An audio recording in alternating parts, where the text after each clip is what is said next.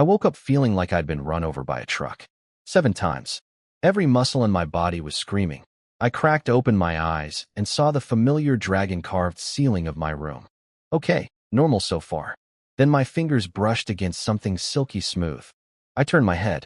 Silver hair, wrapped around my fingers like a damn ribbon. I followed the hair and found a girl sleeping next to me.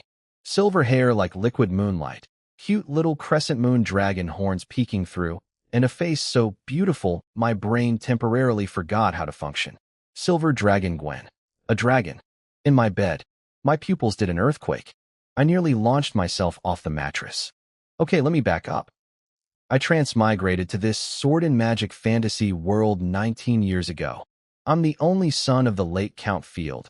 Parents died in some accident when I was a kid, left me with nothing but a golden cheat finger that came with my transmigration. Except here's the joke. My cheat is locked. I have this ultra-rare legendary class, Dragon Knight. Sounds awesome, right? One condition. I need to form a contract with a real, actual, honest-to-God dragon first. Only then does the class unlock. Dragons? Those legendary creatures nobody's even seen in centuries? The ones sitting at the absolute tippy-top of the food chain, too proud to even look at humans? Yeah, those dragons.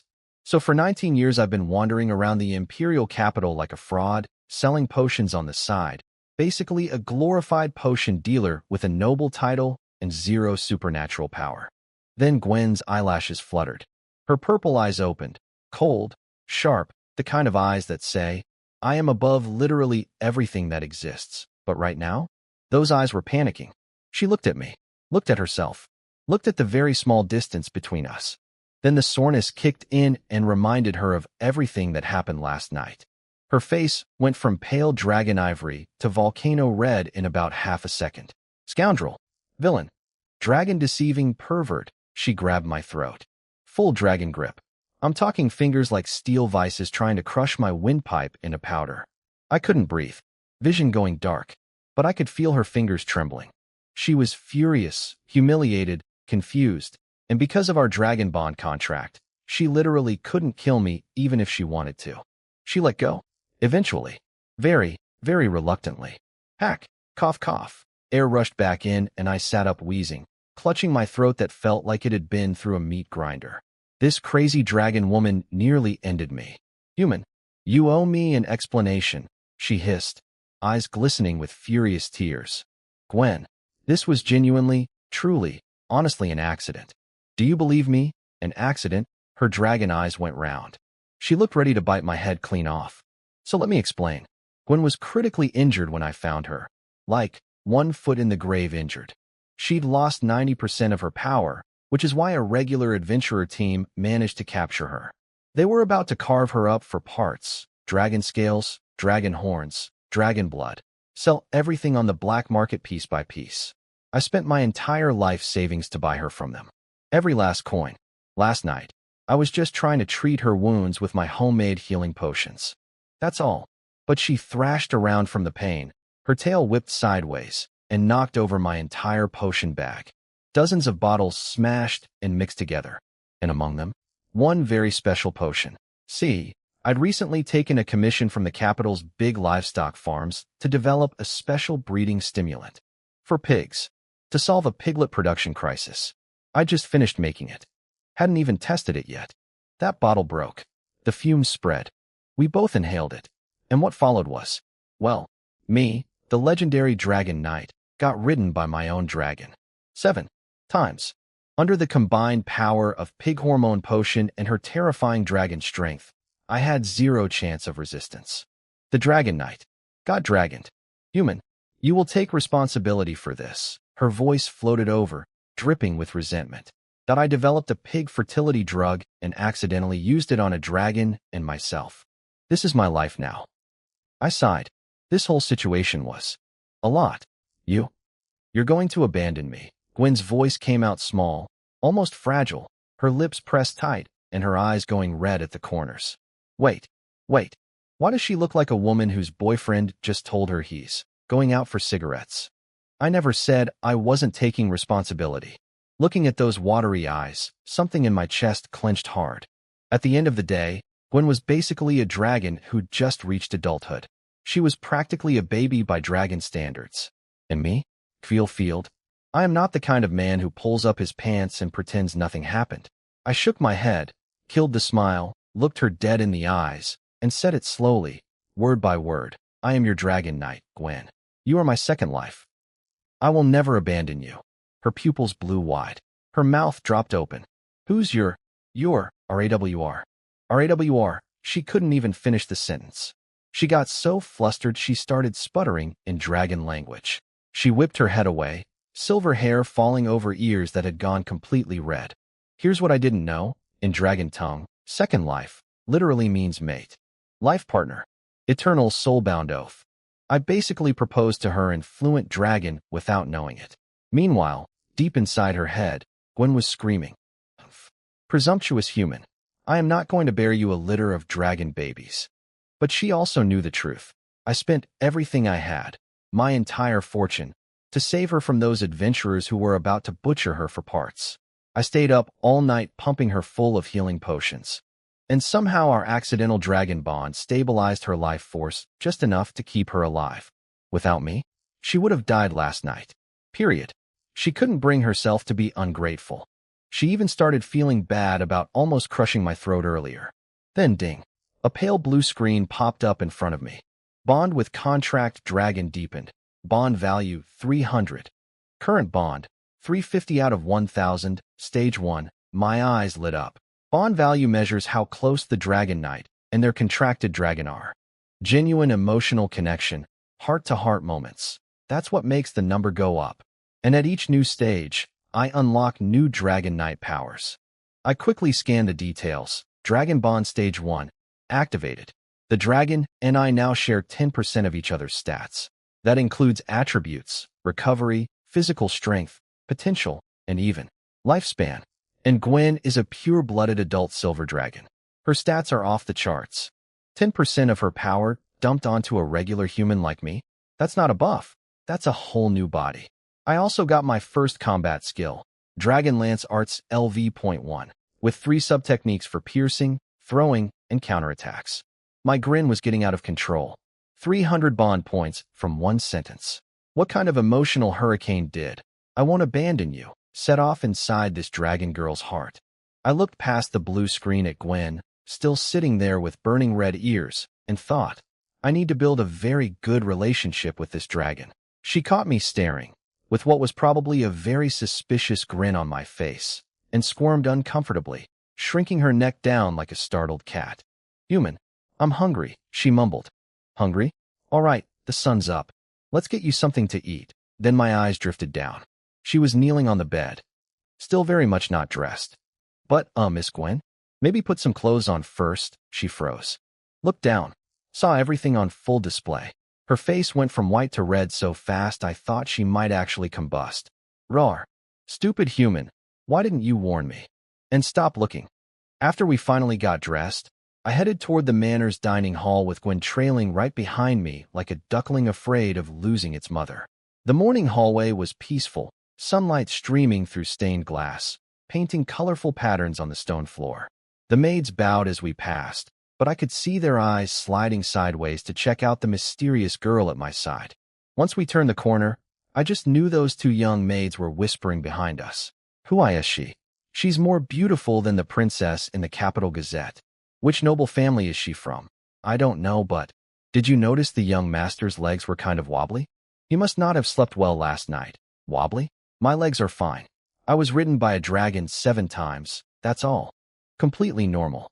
Gwen had hidden all her dragon features. Horns tucked away, tail gone, wearing a simple white dress I'd borrowed from a maid. She looked like any human noblewoman. Cold, elegant, untouchable. I was keeping her identity under absolute lockdown. Only a handful of trusted people in the manor knew she was a dragon. If word got out that a dragon knight had appeared with a silver dragon, enemy nations, the church, dragon hunting guilds, even my own empire, they'd all come for us. Nobody wants an uncontrollable dragon knight running around. We needed to stay hidden until Gwen healed, and we had enough power to flip the whole table over. Then Gwen suddenly spoke up, her voice lower than usual. Human, I stopped and turned. Yeah? What's wrong? Cake feel. If one day, Many people want to kill me, and you can't beat them. What would you do? Can't beat them, can't run. Classic scenario. What do you do? I didn't answer right away. I just looked straight into Gwen's eyes for a long moment, then said, "Then I fight beside you." To the very last second. Until my blood runs cold. Gwen went quiet. She just stared at me, something flickering deep in those purple eyes. For a split second, I saw it. A blazing fire of battle spirit igniting behind her gaze. Dragons are born to look down on the world. They fear nothing. No army, no enemy, no odds. And if you want to ride one, you'd better have that same spine. After that, I brought her to the dining hall. Nice place. Warm morning sunlight, polished oak table, maids bustling around in their black and white uniforms. I pulled out a chair for Gwen, and she sat down like she owned the place. I took the seat across from her. She still didn't fully trust me. Every time I glanced her way, she'd immediately lock eyes with me, studying me like I was a suspicious creature she hadn't classified yet. I didn't mind. Dragon Rider relationships take time. We get there. Slow burn, right? Breakfast wasn't ready yet, so we waited. Gwen sat there with perfect posture, back straight, hands folded on her lap like a princess at finishing school. That lasted about 3 seconds. Then her fingers started fidgeting with the hem of her skirt. Her eyes darted around the dining room, checking out every corner before snapping back, like she was afraid someone would catch her looking. This was her first time in the human world. First time seeing this many humans. The unfamiliar environment, the rules she didn't know, all the maids sneaking peeks at her. She was a nervous wreck trying to look dignified. Then the food arrived. Fluffy wheat bread. Rich, sweet fresh milk. Juicy meat steaks. Colorful fruits and vegetables. Gwen's nostrils flared. Those purple eyes went wide and locked onto the table like targeting systems. Compared to the raw, bloody, stinking monster carcasses she'd been ripping apart in caves her whole life, this was a 5-star restaurant in heaven. Her mouth opened slightly, and she almost drooled. She caught herself just in time. I am a silver dragon. I will not embarrass dragonkind over some food. Her eyes drifted back to the table. But it looks so good. Then she spotted the silverware. The knife. The fork. Arranged all neat and proper. Total confusion. She sneaked a look at the maids. Then at me. I was busy demolishing my steak. Last night had burned a lot of calories, okay? And didn't notice her silent crisis. A kick landed on my shin under the table. Human. She was looking at me with those big, watery eyes, biting her lip. Oh. She doesn't know how to use a fork. I bit back a smile, put down my cutlery, and waved the maids out. We're fine here. You can go. Once they left, I moved to Gwen's side and taught her how to use human utensils. Step by step, hand over hand. She was awkward about it at first, but she learned fast. Her fork clinked against the plate a few times. Her movements were clumsy, but the sheer concentration on her face was honestly kind of adorable. Bond value 30. Current 380/1000 nice. I finished eating pretty quickly. Gwen? She was just getting started. I watched the empty plates pile up in front of her while she kept going at full speed, dainty little bites that somehow cleared entire dishes in seconds. Dragon appetite. Of course. I suddenly realized that my promise to take care of her forever might be significantly more expensive than I'd calculated. The food bill alone was going to be brutal. But what could I do? She's my dragon. Even if it makes me cry, I'm feeding her. I called a maid back and quietly ordered several more main courses from the kitchen. Luckily, I'd inherited my parents' title and the family business. I'd built up a solid fortune through alchemy, potions, exclusive formulas, years of careful work. Honestly, I could probably feed 10 Gwens without going broke. Then, footsteps at the dining room door. Tap, tap, tap. An old man walked in. White hair, but straight-backed and sharp-eyed, wearing a crisp black butler's uniform. This was Ford, our family's head butler. He'd served my father his whole life and was now my most trusted confidant. Ford glanced at Gwen. This elegant girl calmly eating breakfast looked nothing like the feral, rampaging injured dragon he'd seen last night. Then quickly composed himself and bowed to me. Young master, Dylan, the son of Count Coleman, is at the manor gates. He says he has urgent business to discuss with you. Dylan? Count Coleman's son? I muttered, frowning. Some context. I've been labeled a talentless waste since childhood. Zero magic aptitude. Zero combat aura. The entire noble circle knows me as the guy with nothing going for him. But, thanks to my past life knowledge, I turned out to be a genius at alchemy. That's where all my money comes from. Dylan was my classmate at the Imperial Royal Academy, same alchemy department. We'd been low-key rivals for years. Constant friction, mutual dislike. So him showing up at my door? Suspicious. What does he want? I asked, voice dropping. Ford glanced at Gwen. I waved my hand. No need to hold back. He says he wants to purchase. Dragon blood. Clang. Gwen's knife froze mid-cut. Then the air changed. A wave of apex predator pressure exploded out of her body and filled the entire dining hall. The atmosphere turned solid. Breathing became impossible. The silverware on the table started vibrating with a low, metallic hum. Cold sweat instantly soaked through my back. I shot to my feet, grabbed Gwen's arm, and tried to wrestle down her reaction. Gwen, calm down. Look at me. Look at me. I'm here. Nobody is touching you. She snapped her head up. Her eyes had shifted back to full dragon pupils, purple fire raging behind them. I felt like a rabbit being stared down by the world's angriest predator. Every cell in my body screamed run, but I forced myself to hold her gaze. I understood. Humans were the reason she was in this state, critically wounded, powerless, dependent on someone else to survive. And now some human just casually strolled up to my door asking to buy her blood? That hit her deepest nerve. Her absolute reverse scale. I tightened my grip on her arm and held my ground. The suffocating silence stretched on and on, until finally, the fury in her eyes receded like a tide pulling back. The dragon pressure dissolved. She relaxed, lowered her eyes, picked up her knife and fork again, started cutting her food like absolutely nothing had happened. Calm, elegant, perfect posture, as if the last 30 seconds were just everyone's imagination. I let out a long breath, but my frown only got deeper. The news about me buying a dying silver dragon had leaked. I knew it couldn't stay secret forever, but I didn't expect it to spread this fast. Trouble was knocking. But also, Dylan, the guy who's been obsessed with researching bottom-tier slimes his entire academic career? Since when does he care about dragon blood? Having an alchemist fixate on you is bad news. Having a crazy alchemist fixate on you? Even worse. I went on full alert. Gwen was still critically injured. Dragon blood is literally her life force. Taking even a single drop right now would be like draining a dying patient's bag. Absolutely not happening. Send him away, I told Ford. Meanwhile, outside my manor gates, Dylan Coleman was pacing back and forth like a caged animal, his fancy boots grinding the gravel into dust. The guy looked terrible, sunken eyes, dark circles so heavy they looked painted on, and this manic gleam that made his whole face look slightly unhinged. He'd gotten word this morning that I, his sworn academic rival, had dropped a fortune to buy a dying adult silver dragon, and he'd practically leaped out of his slime petri dish. See, fresh dragon blood with active biological properties was apparently the missing piece for his slime research breakthrough. Dead dragon blood loses potency over time, so he needed it now. He was so desperate he'd actually swallowed his pride and come to my door.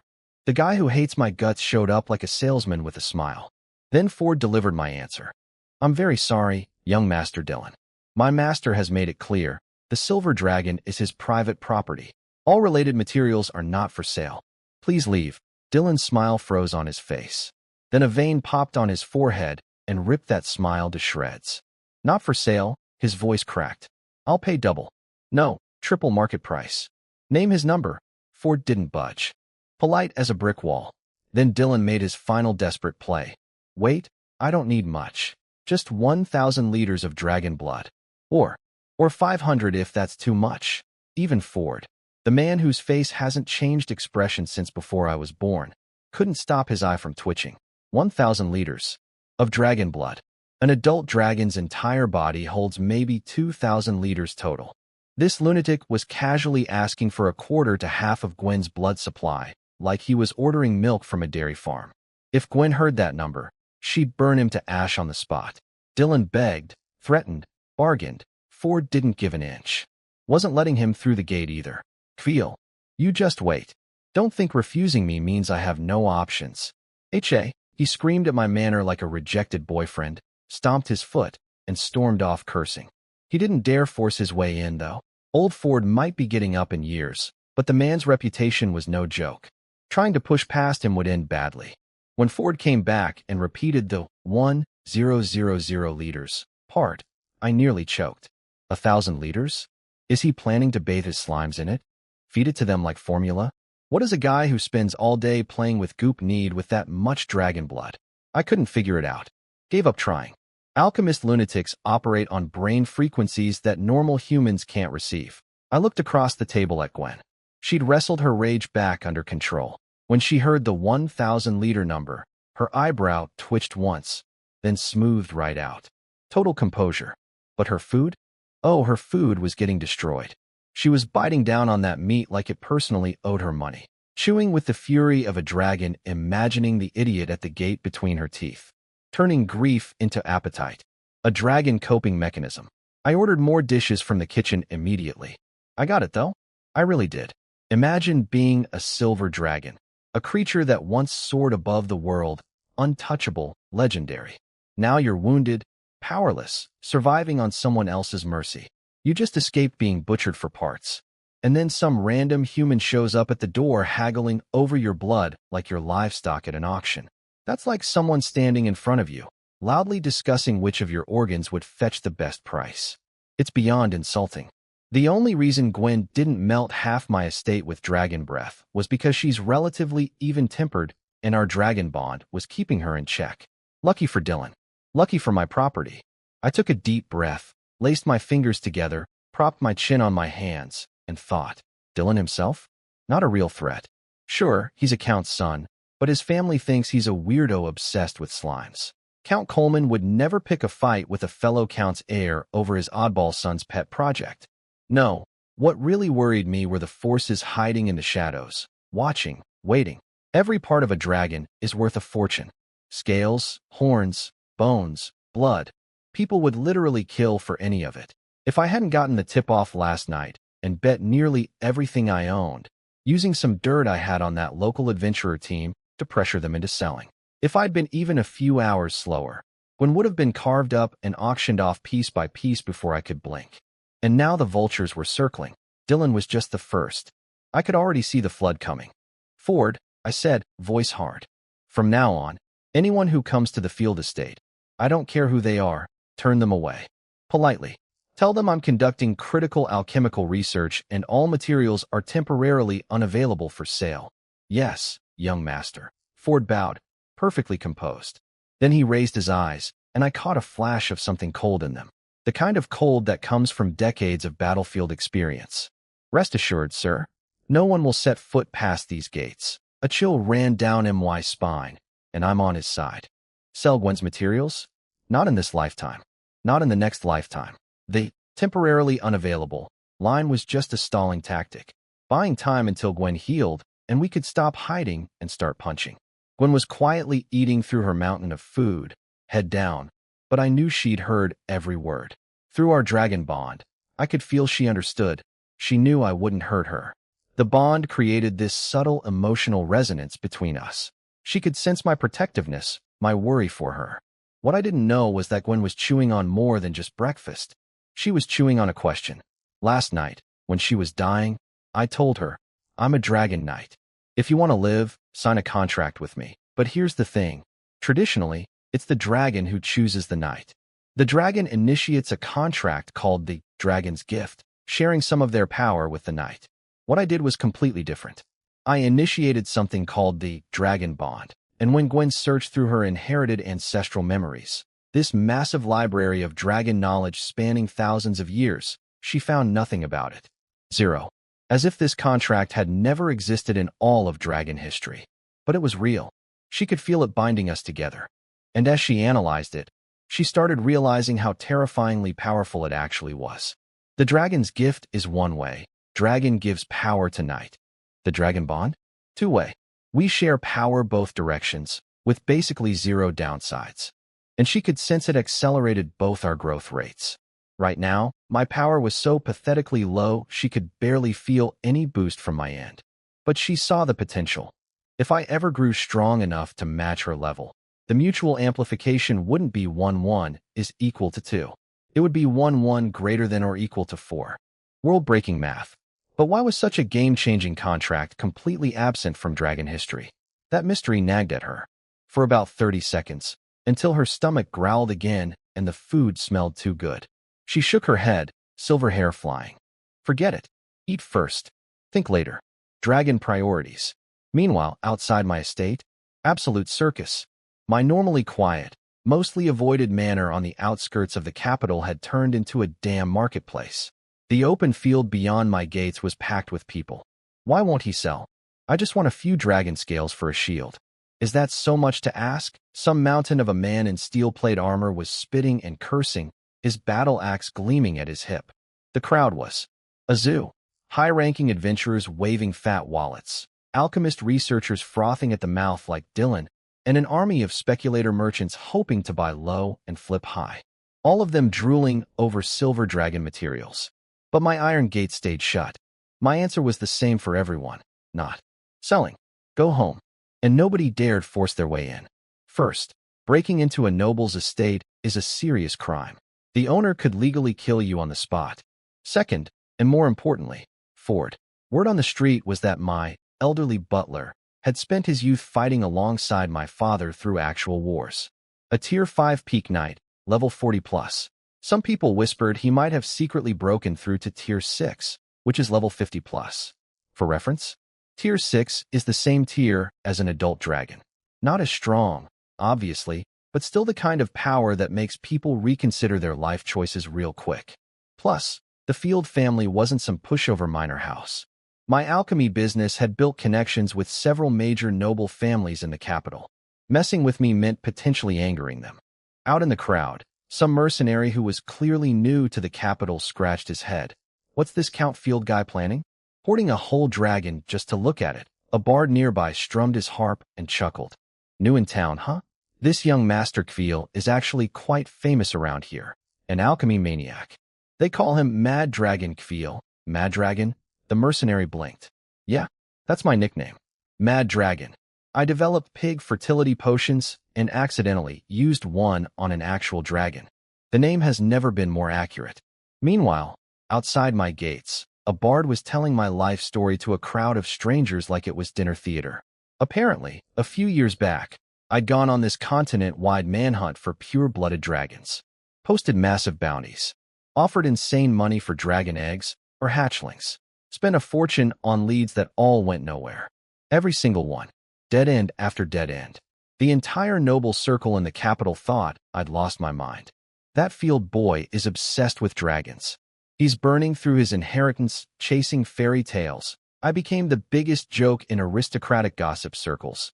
The delusional count's son who wanted a dragon so bad, he'd bankrupt himself trying. They compared me to Dylan and his slime obsession. That's how low my reputation was. But now the Mad Dragon had actually gotten his hands on a real dragon, and suddenly nobody was laughing.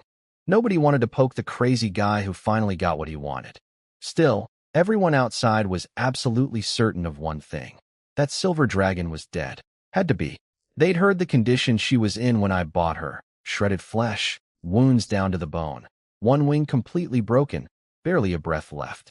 Even the Archbishop of the Church of Light couldn't have saved her with the strongest, holy healing magic. Surviving one night? That would take a miracle. Little did they know. I looked across the breakfast table at Gwen. Sunlight was pouring through the window, turning her silver hair into something out of a painting. Her cheeks weren't that terrifying, deathly white from last night anymore. There was actually a soft pink tint to them, like cherry blossoms starting to bloom. She still looked tired, still had a long way to go. But the about to die any second vibe was gone. The stone that had been sitting on my chest finally lifted. I let myself smile. The dragon bond had saved her life. During the worst moment last night, it created a life link between us that kept her vital signs from flatting while I frantically treated her wounds. That contract was even more powerful than I'd imagined. Attribute sharing, life linking, and probably way more abilities I hadn't even discovered yet. I definitely need to explore this bond more deeply with Gwen in the future. She caught me staring, and her cheeks immediately went hot. What are you looking at? Stop staring at me. She bared her little dragon fangs and tried to look fierce. But her voice was trembling and her ears were bright red, which kind of ruined the intimidation factor. So heartless, I said, playing innocent. I was just checking how your injuries are healing. She blinked. The ferocity deflated instantly. My injuries. I know my own body best. I won't die. Don't worry about it. She mumbled, dropping her gaze. Yeah, no. I saw those wounds last night. Even for a dragon with an insanely tough body, you don't just walk that off. We can't be careless. I'll do another deep treatment session later. She flinched. Her fingertips went ice cold, and she grabbed the edge of her clothes. I could tell she wanted to refuse. The last treatment hadn't exactly gone according to plan, after all. But when she looked up and saw the genuine worry in my eyes, her resistance crumbled. She nodded quietly like a good patient. Bond value 30. Current. For 10/1000 after breakfast, I headed to the open field behind the manor. Bright sun, gentle breeze, perfect conditions for testing my new power. I pulled up my status screen. Name, Kveil Field Class, Dragon Knight level, 1, every single base stat, originally 10 to 12, the average for a normal human. Now, every stat was past 30, Constitution 34, Strength 35, Spirit 38, all of them boosted by 20 points from Gwen's dragon attributes. 30 points doesn't sound like much until you realize the scaling is not linear. The higher you go, the more each point matters. I'd basically jumped from regular guy straight to tier 2 fighter status in one night. And this was only stage 1 of the dragon bond at 10% sharing. As our bond deepened, these numbers were going to get ridiculous. I picked up a steel lance from the weapon rack. Over 2 meters long, cold and heavy. But in my enhanced hands, it felt right, like it belonged there. I closed my eyes. The dragon lance arts were imprinted directly into my soul. I didn't learn them, I just knew them. My eyes snapped open.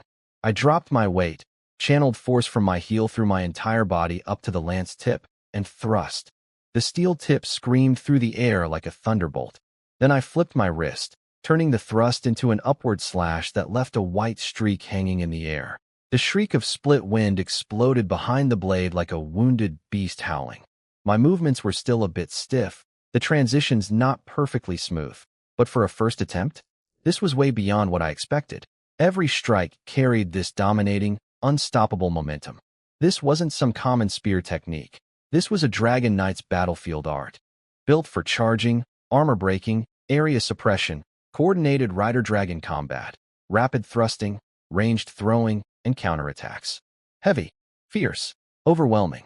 Every swing felt like it carried the echo of dragon thunder. Not bad for a guy who was a talentless waste yesterday.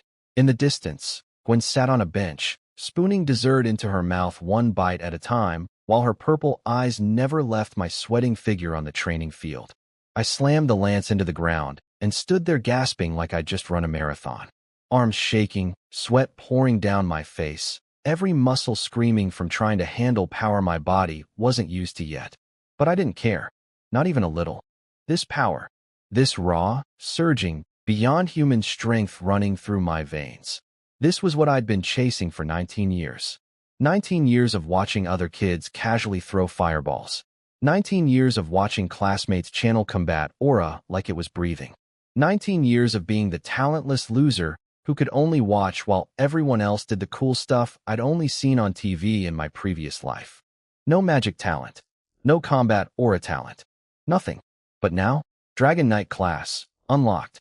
I could feel it, the ambient magic particles in the air being pulled towards something deep inside me, flowing into my body, transforming into this blazing, domineering energy called Dragon Soul Power. I was finally in the game. I wiped the sweat off my forehead and glanced toward the shade of a nearby tree. Gwen was sitting there eating dessert, sneaking peeks at me between spoonfuls. The second she noticed me looking, she snapped her head down and pretended to be extremely focused on her pudding. Real subtle, dragon girl. What I didn't know was that Gwen had been silently judging my entire training session like a drill instructor. Too slow.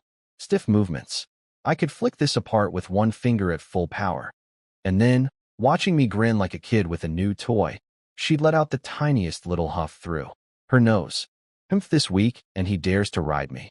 If he wants to be MY Knight, he needs to at least be on MY level before he can. Wait. What am I thinking? Why would I want him to? Her ears went crimson. Her heart started hammering. She bit her lip. I just ate too much. That's all. Blood rushing to my stomach, not my brain. Yes, definitely that.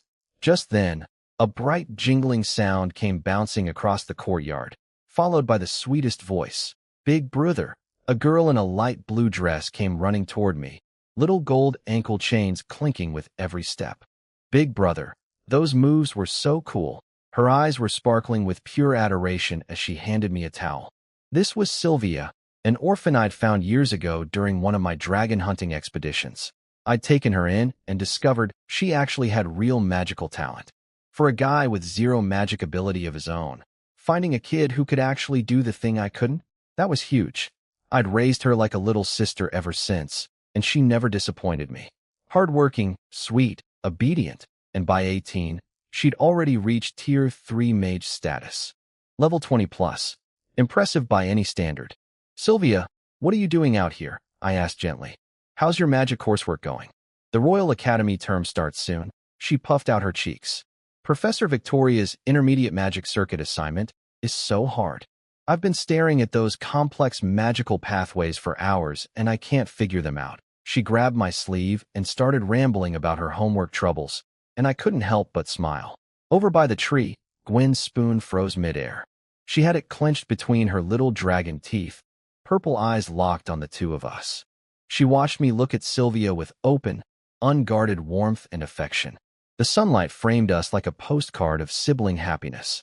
Her eyelashes fluttered. Are human siblings always this? Close and warm with each other. A tiny flash of envy crossed her heart. Dragon siblings? Dragons are born arrogant.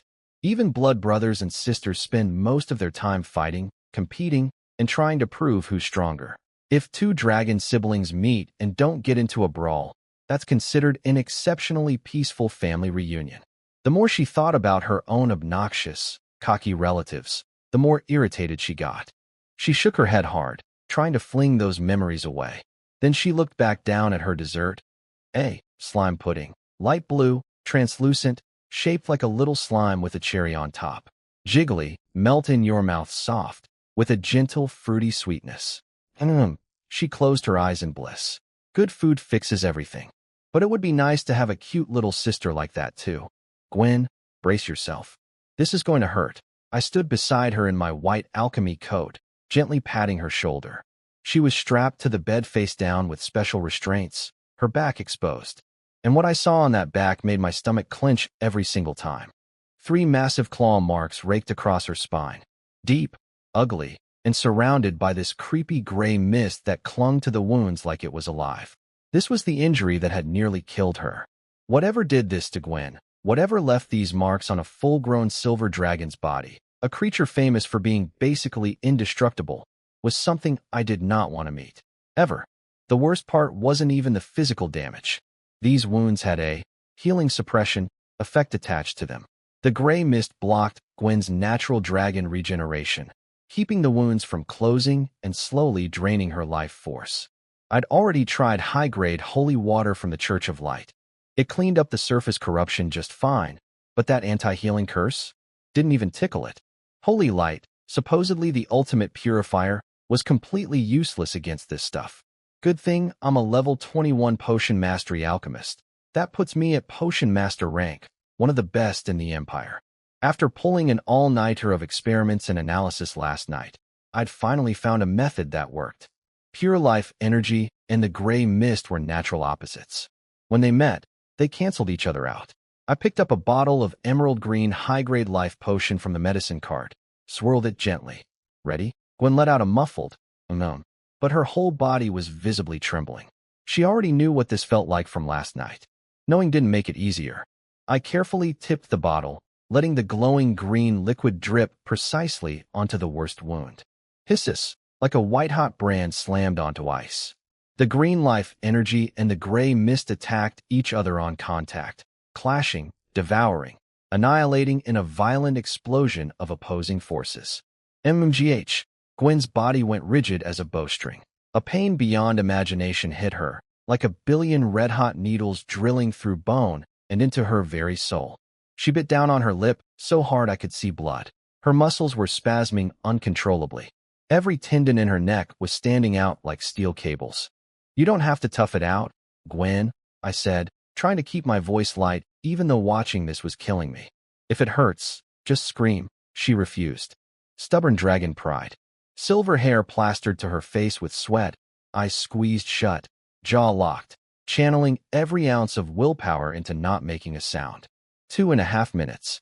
She lasted 2.5 minutes. AHHHH. The dam broke. A scream ripped out of her that didn't even sound like her anymore. Raw, desperate, like a wounded baby animal with nowhere to run. Tears poured down her face and soaked the pillow in seconds. My heart twisted into a knot, but my hands didn't stop. Better a short, sharp agony than a long, slow death. Just endure it. It'll pass. 3 bottles.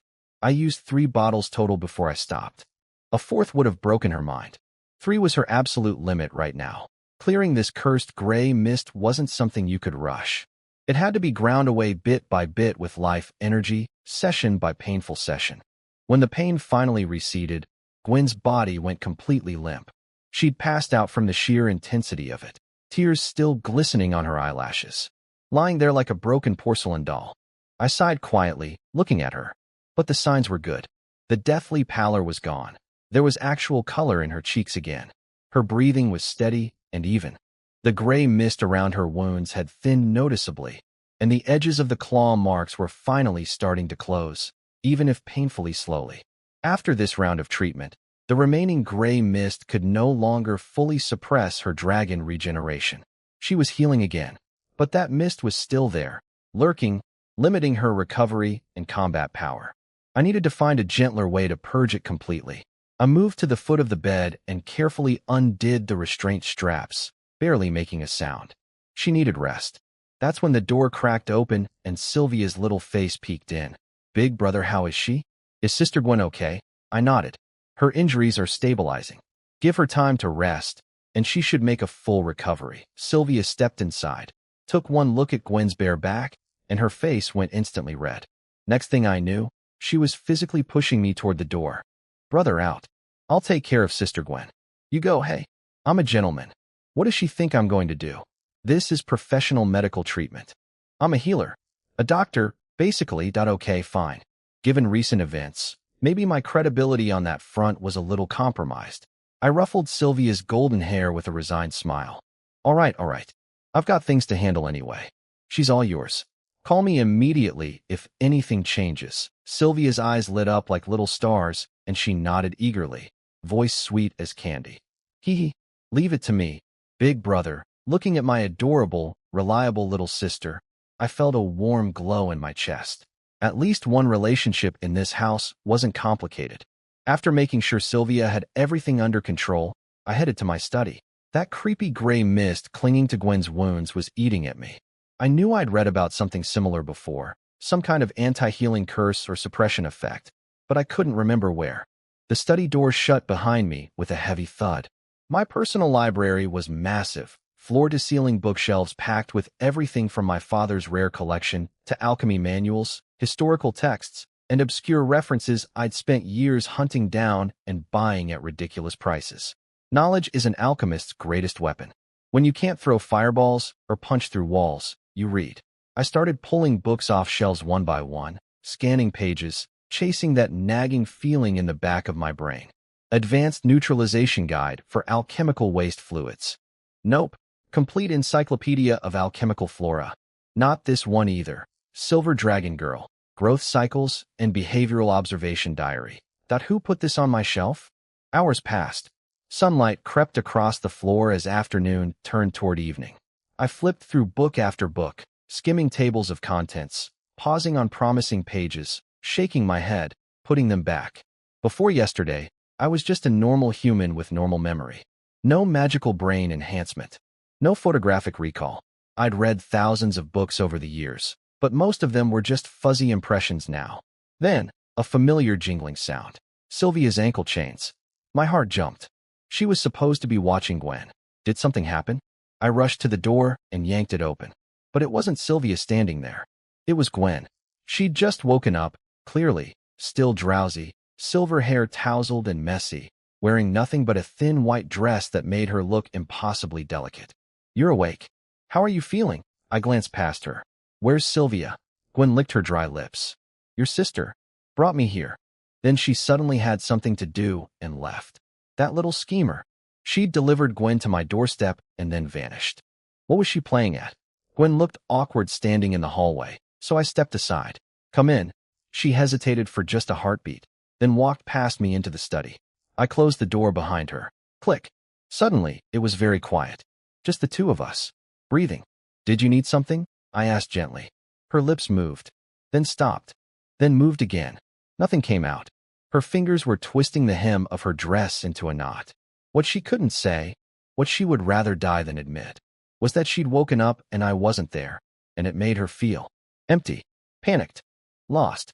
She didn't understand it herself. Was it because I saved her life? Because I'd been treating her wounds nonstop? Because of the dragon bond messing with her emotions? All she knew was that in her current state, critically wounded, stripped of 90% of her power, completely vulnerable, I had somehow become the only thing in this world that made her feel safe. Sylvia had confidently marched her here, then conveniently disappeared with some excuse, leaving Gwen alone to face me. She'd had 1,000 things she wanted to say on the way over. Now, every single word was stuck in her throat like a cork. She lowered her eyes, frustrated with herself. This wasn't her. Before all of this, she was a silver dragon, pride incarnate. She looked down on everything. When did she become this nervous, clingy, overthinking mess? While she was having a full-scale internal war between dragon pride and new feelings, I spoke. Take your clothes off. Take your clothes off. I said it completely straight-faced. Professional tone. Zero jokes. Gwen's eyes went massive. Her legs snapped together like magnets. Memories from last night hit her brain like a freight train, and her face went from white to pink to crimson in about 1 second flat. All right here. Her voice was shaking as she looked around my study. A room full of books, scholarly papers, and zero romantic atmosphere whatsoever. I nodded like it was the most obvious thing in the world. Yeah, right here is fine. I need to check how the wounds on your back are healing. You. She looked ready to bite me. Teeth clenched, nostrils flaring, face so red it could heat a room. This guy always only says half the sentence. On purpose. Every single time. I said nothing. Just smiled. Angry little dragon was kind of adorable, honestly. The fact that she had this much energy to be mad meant she was recovering nicely. Rustling sounds. Awkward silence. Then, stiffly, fine. Look, she leaned forward over my big oak desk, dress pulled halfway down, her pale back fully exposed. I turned around and my eye twitched. Who taught you to pose like that? I swallowed the comment, walked over, and forced my face into professional doctor mode. What I found genuinely surprised me. Those 3 horrifying claw marks. Already mostly healed. New flesh was growing over the wounds, the skin practically glowing with vitality. I'd underestimated dragon regeneration again. At this rate, there wouldn't even be scars in a day or two. But the gray mist? Still there, coiled deep in the tissue like parasites, slowly writhing, refusing to leave. Not spreading, but not fading either. I turned around to give her privacy. She fixed her dress at lightning speed, face still flushed. Your body is healing on its own now, I said, genuinely pleased. Then my voice dropped. But the gray mist isn't going away by itself.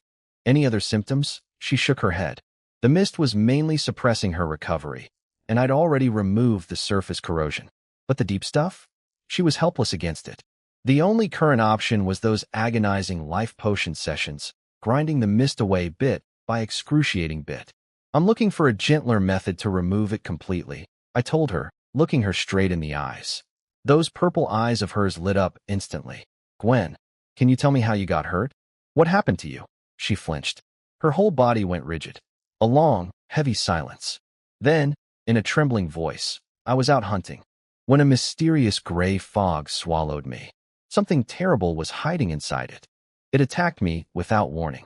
I couldn't even see what it looked like clearly.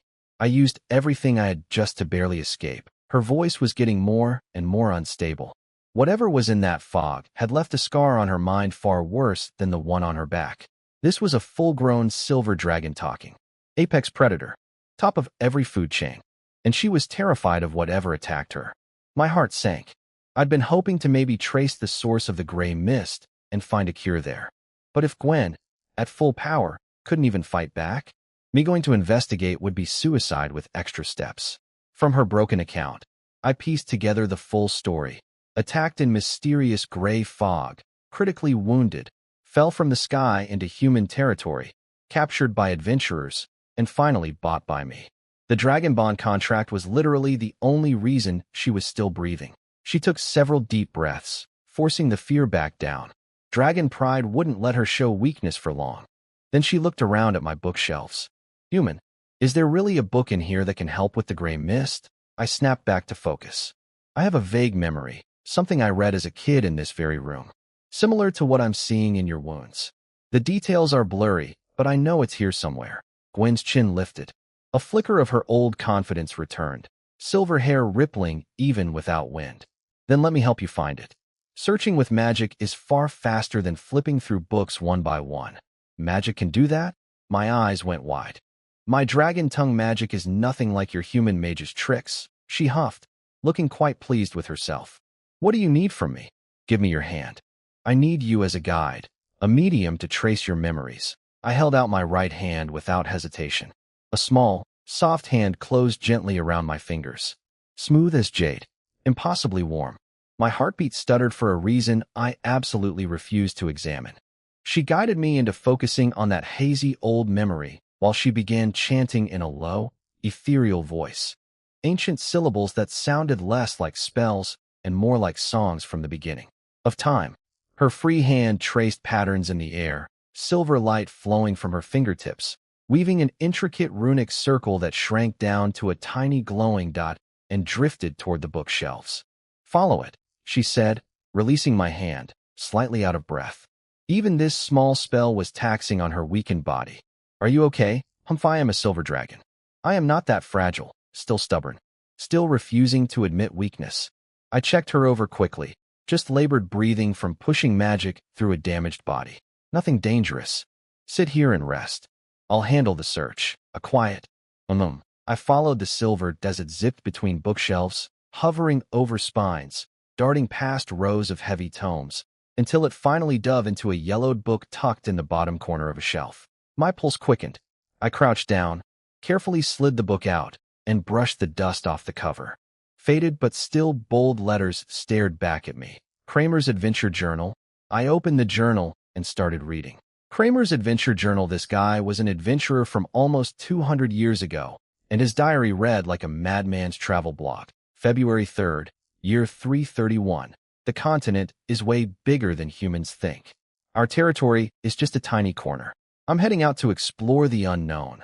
Cool, standard adventurer stuff. March 1st, year 331. The plant kingdom is terrifying. It's full of plant girls, and they keep tying people up with vines and whipping them. My butt hurts. What? November 3rd, year 332.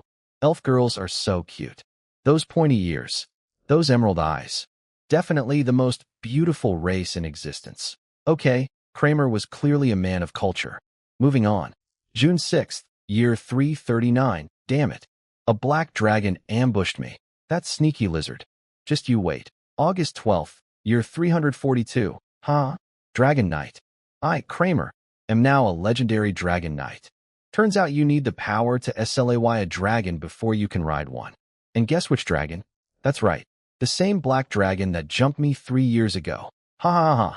This lunatic beat up a dragon and then made it his partner. Absolute psychopath. I respect it. Then, the entry I'd been hunting for. December 7th, year 345. Bad luck. I stumbled into a life-forbidden zone. It was full of gray fog that devours life force. I got out fast, but my black dragon partner got badly hurt. Broken wing. Horrible wounds with weird gray mist that won't let them heal. Healing magic doesn't work. Damn it, my heart slammed against my ribs. Gray fog. Gray mist. Wounds that won't heal. This was exactly what happened to Gwen. December 10th, save my partner. But the gray mist won't go away. I figured out it contains concentrated death energy. I'm calling it death aura. Only pure life energy can neutralize it, but the process is extremely painful. Yeah, tell me about it. I watched Gwen scream. Then the golden entry, February 8th, year 346, finally purged all the death energy from my partner. Turns out necromancers can extract death aura directly. Took me forever to find one. Found it, I shouted, head snapping up. I shoved the journal in front of Gwen, finger jabbing at the key passage. Look, right here. Gwen's eyes raced across the yellowed page. A spark of hope lit up in those purple eyes. Then when do we go catch a necromancer? My smile died instantly. Catch one where? Exactly. Necromancers aren't slimes. You can't just wander into a field and scoop one up. They're rare, powerful, and impossible to track down. But speaking of necromancers, there was one notorious organization, the Necromancer Cult, a plague of an organization that had been growing like a tumor for the past decade. Their core members were all necromancers. They attacked villages with undead monsters, dug up graves to make skeleton soldiers, and even performed human sacrifices. Bad people, very bad people. And the ones hunting them? The Church of Light, or rather, the Holy Nation. A superpower that sat above multiple human kingdoms. Their Holy Knight legions were so powerful that even the Empire's elite dragon cavalry corps wouldn't dare challenge them head-on. Here's the problem. Having any connection to the Necromancer cult was the same as declaring war on the Holy Nation. If a noble was caught dealing with necromancers, burned alive on a cross. No trial, no appeal. And I didn't even know where the cult's hideouts were. Finding a necromancer was basically impossible right now. I told Gwen everything I knew about the situation. Her face darkened too. Even dragons had heard of the Holy Nation. Those armor-clad, holy light-wielding fanatics were famously ruthless and powerful. Then Gwen took a deep breath, straightened her spine, and said, "Human, feel. It's fine. There's more than one way. The neutralization method. It doesn't matter. I can handle it." She said it casually, like it was nothing. Like having her soul ripped apart by pain every session was just a minor inconvenience. But her fingertips were trembling. My chest ached. But she was right. Chasing the necromancer cult was too dangerous right now. No leads, massive risk. Then a thought hit me. Why was I fixating on finding a necromancer at all? I'm an alchemist. Level 21 potion mastery. A certified potion master. Give me enough time, and I could potentially develop a potion that purges death energy completely. Or at the very least, create something that reduces the pain of the neutralization process so Gwen doesn't have to suffer so much. The moment that thought clicked, my mind exploded with ideas. Formulas, ingredient combinations, experimental approaches, all flooding in at once. I leaned on my hand, completely lost in thought. Furrowed brow slowly relaxing, tension melting away, and then a confident little smile creeping onto my face. I didn't notice Gwen staring at me the whole time.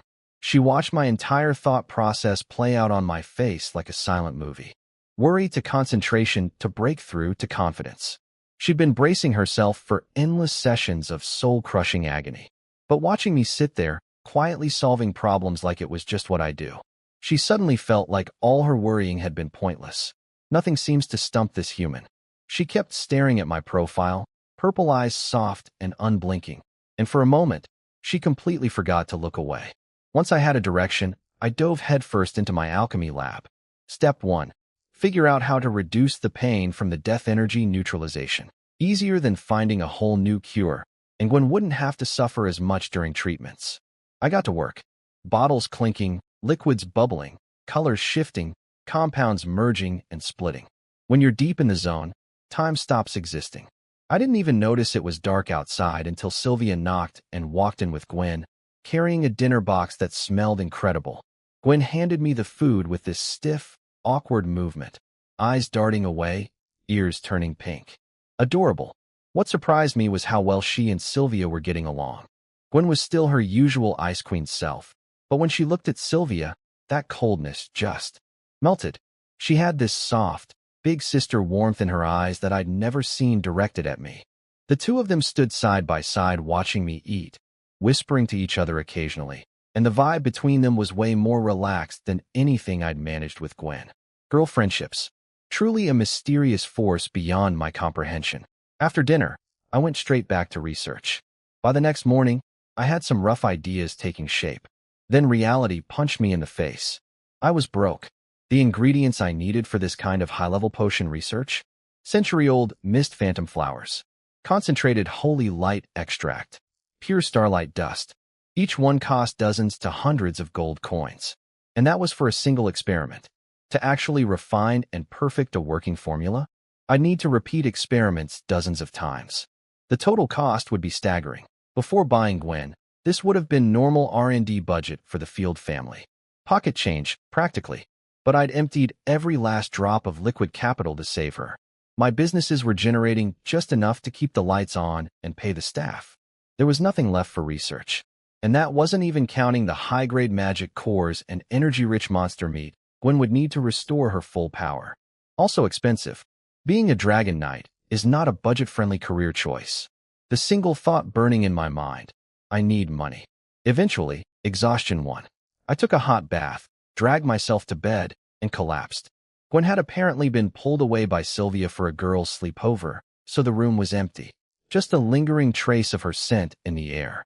My brain wouldn't shut off. Budgets, materials, research costs, Gwen's recovery. But finally, mercifully, sleep dragged me under. Somewhere in the middle of the night, I caught a faint, familiar fragrance. Soft, warm, comforting, like invisible arms wrapping around me. I relaxed without realizing it, and for the first time in days, I slept deeply. Morning came.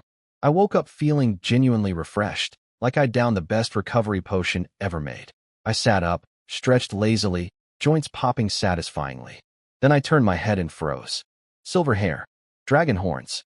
A certain someone curled up next to me in bed. Gwen? Wasn't she sleeping with Sylvia? I looked down in a panic. Clothes? Still on. Both of us. Fully dressed. No mysterious exhaustion either.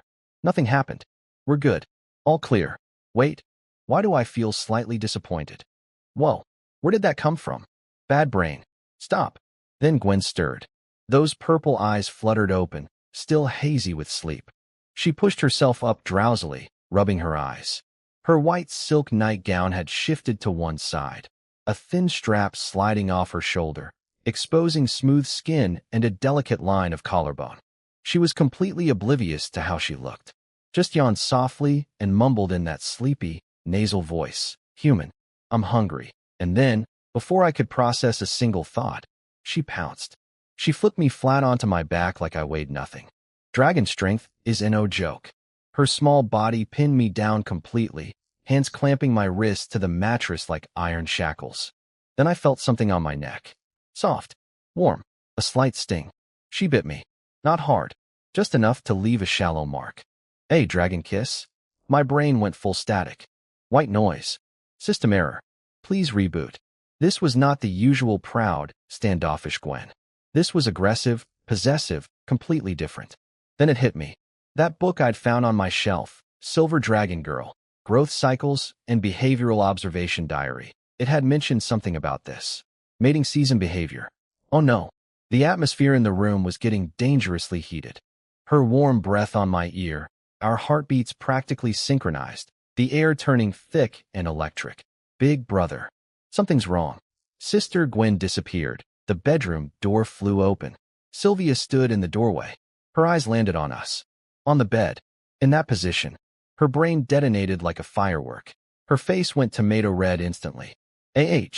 Sorry brother. I should have knocked. Sorry for interrupting. Please continue. Slam. Door shut. Panicked footsteps sprinting down the hallway. Continue? What do you mean, continue? The interruption snapped both of us back to reality like a bucket of ice water. Gwen looked at me, looked at herself, looked at our current arrangement on the bed. She dove under the covers like a torpedo and wrapped herself into a blanket burrito, hands pressed over her burning face, refusing to come out or acknowledge that she existed. I touched the shallow bite mark on my neck. My feelings were complicated. Gwen, it's getting late. We should go eat breakfast. Silence from the blanket cocoon.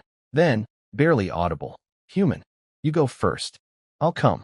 Later, I sighed. She needed time to process the sheer magnitude of this embarrassment. Fair enough. I straightened my wrinkled clothes and left her to recover. Breakfast was painfully awkward. Gwen stared at her plate the entire time, mechanically stabbing food with her fork, refusing to look anywhere near my direction. Sylvia sat across from us, face still pink, sneaking glances at the bite mark on my neck, then diving back into her milk glass like it contained the secrets of the universe. And me? I was the picture of calm. slicing my fried egg with surgical precision. Nothing happened. Everything's normal. This is fine. Inside, I was dying. My little sister saw that. Our sibling relationship was going to be weird forever. I was officially the socially deceased older brother. Note to self, lock the door. The silence was suffocating. Nothing but the occasional clink of silverware echoing through the dining room. Then, footsteps. Steady. Rhythmic. Approaching. Ford walked in looking like a man delivering a death sentence. Young master, there's trouble. Your potion business is in serious danger. The entire room went dead silent. Sylvia's spoon dropped into her milk with a plunk, splashing white droplets onto her face. Gwen finally looked up, worry replacing embarrassment in her eyes. My grip tightened around my knife and fork. The last trace of composure left my face. The potion business was everything. It paid the staff, kept the manor running, funded my alchemy research. It was the Field family's lifeline. I wasn't a business guy, never had been, never wanted to be. I provided the formulas and the high-end products. The actual management was handled by Evan Hawke, my most trusted agent, who I'd personally mentored and promoted over the years. He'd turned my potions into a thriving empire. If something was bad enough to reach me directly, it meant Evan couldn't handle it alone, which meant it was catastrophic. Study. Now, I barked, shoving my chair back. Tell me everything. I stormed out, leaving Gwen and Sylvia staring at each other in stunned silence. In the study, I read Evan's emergency letter while Ford briefed me. Every line made my frown deeper. Problem 1. A monster wave had devastated several key ingredient-producing regions. Raw materials were scarce, prices skyrocketing. Reservation deposits had doubled. For a family already drained of cash, this was brutal. Problem 2. The real killer. Several major potion merchant guilds had smelled blood.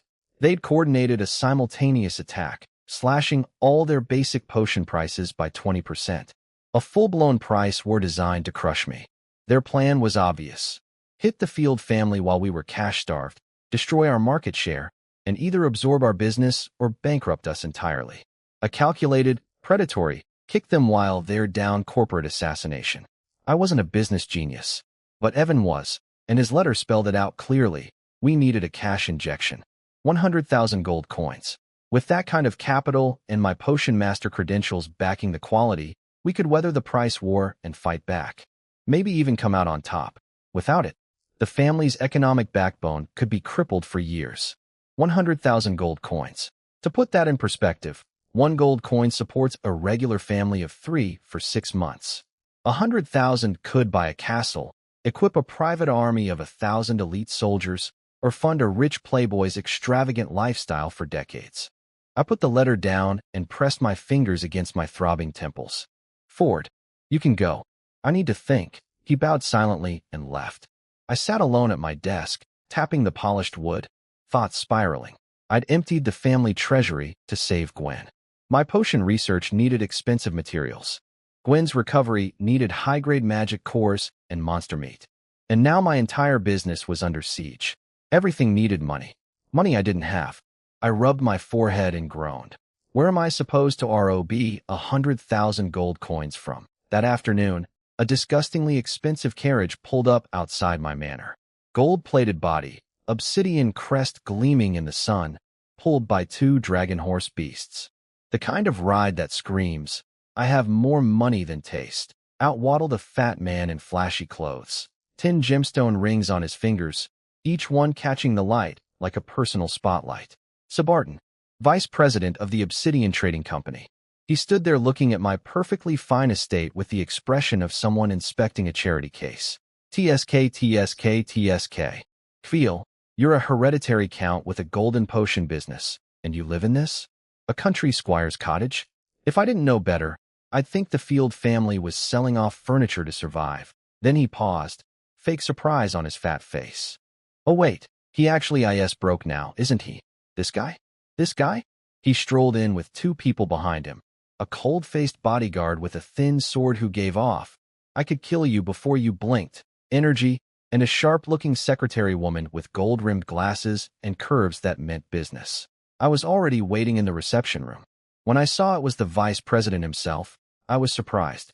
I'd expected them to send someone, but not a big fish like this. which meant they wanted what I had badly. After some polite small talk that neither of us meant, Sabartan cut straight to it. I'm here on behalf of the Obsidian Trading Company. We heard you're having some difficulties. We'd like to offer our assistance through a partnership. Assistance? Right. And sharks swim up to seals to offer hugs. A dark thought crossed my mind. I still owed them 50,000 gold coins, the emergency loan I'd taken out to buy Gwen. Were they here to call in that debt early and crush me? Of course, Sabartan continued, smile widening. We're not a charity. We believe in mutual benefit. He leaned forward, 10 rings glinting like warning lights. We hear the Field family is having cash flow problems. The Obsidian Trading Company would like to offer 100,000 gold coins for your Titan Potion formula. And going forward, you'd become our valued partner. I believe that's exactly the amount you need right now. Isn't it? The Titan Potion. So that's what they came for. The Titan Potion was the crown jewel of my entire business. A permanent enhancement potion. It actually boosted your physical stats forever. Strength, stamina, constitution, all permanently increased. Incredibly rare on the market. Sure, it had diminishing returns. Second dose was half as effective. Third dose only a fifth. Basically useless after 3, and the side effects weren't pleasant. But for mages, priests, and other glass cannon classes, it was practically holy. For people stuck at a power plateau, a miracle drug. It was the golden ticket that kept the Field family relevant in the potion market. I spent 5 years developing that formula. The R&D costs alone exceeded what they were offering, and they wanted to buy it for 100,000 coins while I was desperate? That's not a deal. That's robbery. The Obsidian Trading Company, living up to its name by being absolutely black-hearted. Without the Titan Potion, my business would collapse. Selling the formula would be drinking poison to cure thirst. I forced my anger down. Sabartan, this is your idea of assistance? His smile didn't waver. He'd expected me to refuse. The Titan Potion pitch was just the opening move. The appetizer.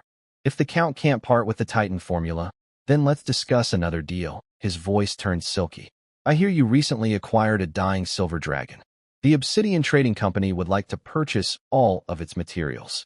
At premium prices, of course. Partner with us. Solve your crisis overnight. Gain the company's protection, and make a fortune. Count Field. This deal is nothing but profit for you. My fist clenched under the table, so hard my knuckles cracked. There it was. The real target. The Titan Potion was just bait. What they actually wanted was Gwen. Her scales, her blood, her bones, every piece of her. They knew I was drowning in debt. They knew I needed cash to survive. So they show up with a smile and a checkbook, betting I'd sell out my dragon to save my business. And once they got their hands on Silver Dragon materials, they'd use their marketing machine to drive the price through the roof. Limited supply, artificial scarcity, hunger marketing. They'd flip everything at 5 or 10 times what they paid me. They'd be the real winners. I'd be left with nothing but an empty dragon contract and a pile of regret. Sabartan read my darkening expression like a stock ticker and decided to push harder. Count Field, you know the power our company holds. He spun a sapphire ring on his finger lazily, his smile dripping with arrogance. Accept now, and it's the best outcome for both of us. You wouldn't want things to get out of hand, would you? Because then, you're threatening me, I said flatly, cutting him off. Sabartan leaned back in his chair like he owned the place, smirking at me. Threatening? No. I'm simply stating facts. The Obsidian Trading Company has more than enough resources and methods to help you. See reality. He didn't finish that sentence, because something inside me snapped. The Dragon Bond's 10% attribute share included something I hadn't fully tested yet, dragon pressure. A fraction of Gwen's apex predator aura channeled through me, and I let it RIP. The wave of raw, suffocating pressure exploded out of me and slammed into every corner of that room. Sabartan's entire body locked up like someone had poured concrete into his spine. His face went from smug to ghost white in under a second. He started shaking, not the subtle kind. The full body, teeth chattering, am I going to die, kind. His bodyguard, the cold-faced swordsman who probably had years of combat experience, went rigid, hand flying to his sword hilt on pure survival instinct. His face said he was 2 seconds from either drawing the blade or running for his life. The secretary? Her legs just gave out. She caught herself on the wall, face completely drained of color, nothing left in her head except raw, animal terror. All three of them stared at me like I wasn't a person anymore. Like what was sitting across from them was a dragon wearing human skin. Then I caught a certain smell in the air. I pulled the pressure back. Those few seconds had felt like an eternity for them. Their backs were completely soaked through. I looked up with the most casual expression I could manage. Sorry, got a little emotional there. The silver dragon materials are not for sale. The Field family's problems are mine to solve. I appreciate the concern, Vice President. Sabarton was gulping air like a drowning man. Sweat was rolling down his face in fat drops. He couldn't even look at me. All that arrogance, all that condescension, evaporated, replaced by pure, genuine. I almost died in a reception room, fear. It finally hit him. He'd waltzed in here and treated me like some ordinary broke nobleman he could push around. He'd forgotten who I was. Not just a count, not just a potion master. Mad Dragon Kveil, the man who spent years and a fortune obsessively hunting real dragons. The alchemist the entire capital called crazy. And this genius had just walked into the Mad Dragon's den and tried to take away his dragon. He might as well have reached into a lion's mouth to steal its tongue. Sabarton wobbled to his feet on legs that clearly wanted to be anywhere else. "See Count Field, sir? Please reconsider. I truly didn't mean to threaten. I just smiled. Coldly. I just remembered. The company has urgent business. I'll, visit again another day." He grabbed his two people and practically fled my manor. I noticed the chair where he'd been sitting was wet, and the air smelled distinctly unpleasant. I pinched my nose, walked out, and tossed over my shoulder without looking back. Burn that chair. Outside, Sabarton scrambled into his fancy carriage, still hyperventilating. The dragon pressure was still echoing in his skull. Once the carriage passed through the capital gates with no pursuit behind them, he finally let out a shaky breath. His secretary hesitated, then asked quietly, "Sir, are we really going to let this go? Will Count Field actually agree to sell?" That question snapped something in Sabarton. He suddenly remembered who he was. Vice President of the Obsidian Trading Company, a commercial empire that controlled multiple industry lifelines across the nation, had roots intertwined with every major noble house, and wielded enough economic power that even the royal family gave them respect. When did they take this kind of humiliation lying down? His eyes went dark. He grabbed his secretary and pulled her close, asserting his authority, finding his comfort, proving to himself he was still the big man. She flinched at the smell still clinging to him, but stayed still, playing her part. "He will agree," Sabarton declared, confidence creeping back into his voice. "He has to. Either the Titan potion formula or the silver dragon materials. He gives up one. No third option." His plan was vicious, full economic warfare. Mobilize every upstream supplier and distribution partner the Obsidian Company controlled. Escalate the price war. Launch reputation attacks. Pressure everyone who did business with the Field family into cutting ties. And if Kveil still refuses, his smile turned cruel. Then we dismantle and devour every single business he owns. The Field family is out of money. They have zero capital to fight back. In his mind, a silver dragon's materials in an alchemist's hands was the ultimate waste. Alchemists burn through thousands of gold in experiments that fail 9 times out of 10, producing nothing but data and ash. But in the company's hands, dragon bone greatswords, dragon fang daggers, dragon scale armor, each one a legendary grade weapon. Dragon meat and blood sold as ultra-rare delicacies to nobles with exotic tastes. Limited editions. Hunger marketing. Exclusive auctions. They'd make a killing. All they had to do was break me first. Back in my study, I was doing math. Terrible, horrible, no good math. The Obsidian Trading Company wasn't going to stop. I knew their playbook. Monopolize raw material suppliers, spread rumors to trash my shop's reputation, pressure every partner and merchant who worked with me into cutting ties. The timeline was brutal. 3 days without 100,000 gold coins? My potion business starts bleeding money. 7 days without new supply channels. The entire production chain shuts down. 2 weeks without a solution? The Field family's potion empire collapses. Possibly forever. The silver lining? This was only economic warfare.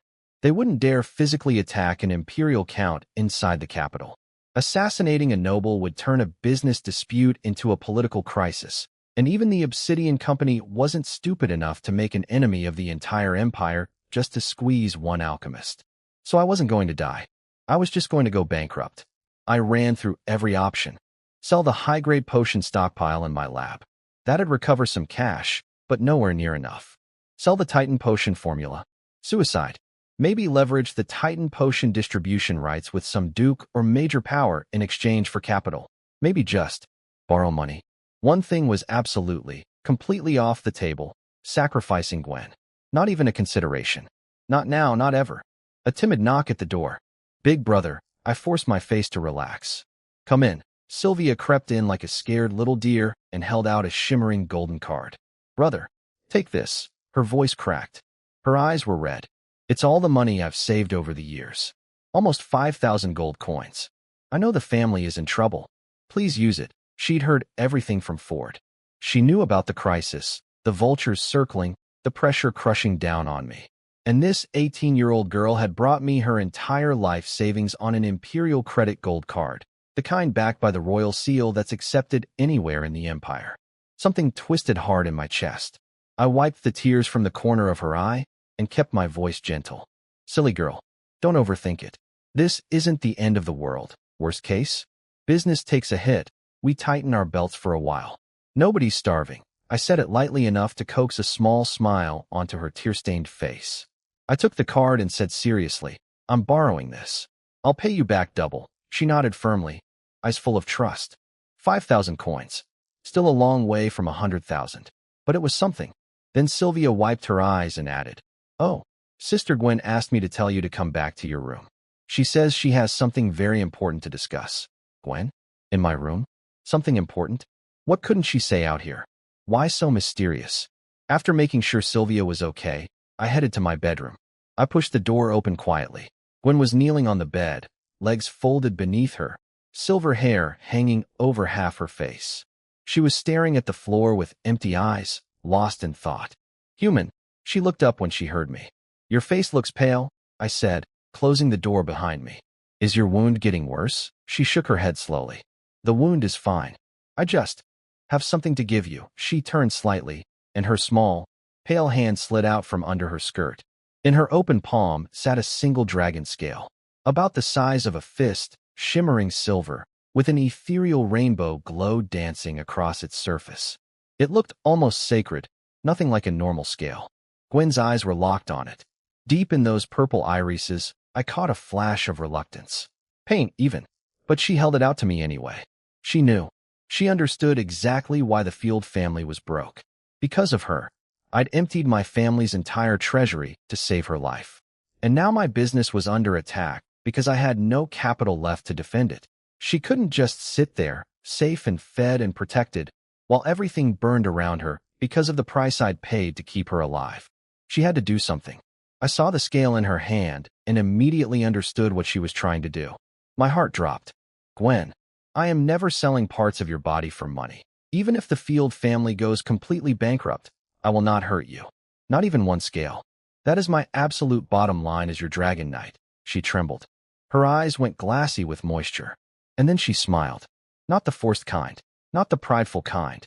A real, genuine, unguarded smile, like the moon breaking through storm clouds. I forgot how to breathe. The entire world went silent. Nothing existed except that soft curve at the corner of her lips. Then, poof, it vanished. Ice Queen mode. Reactivated.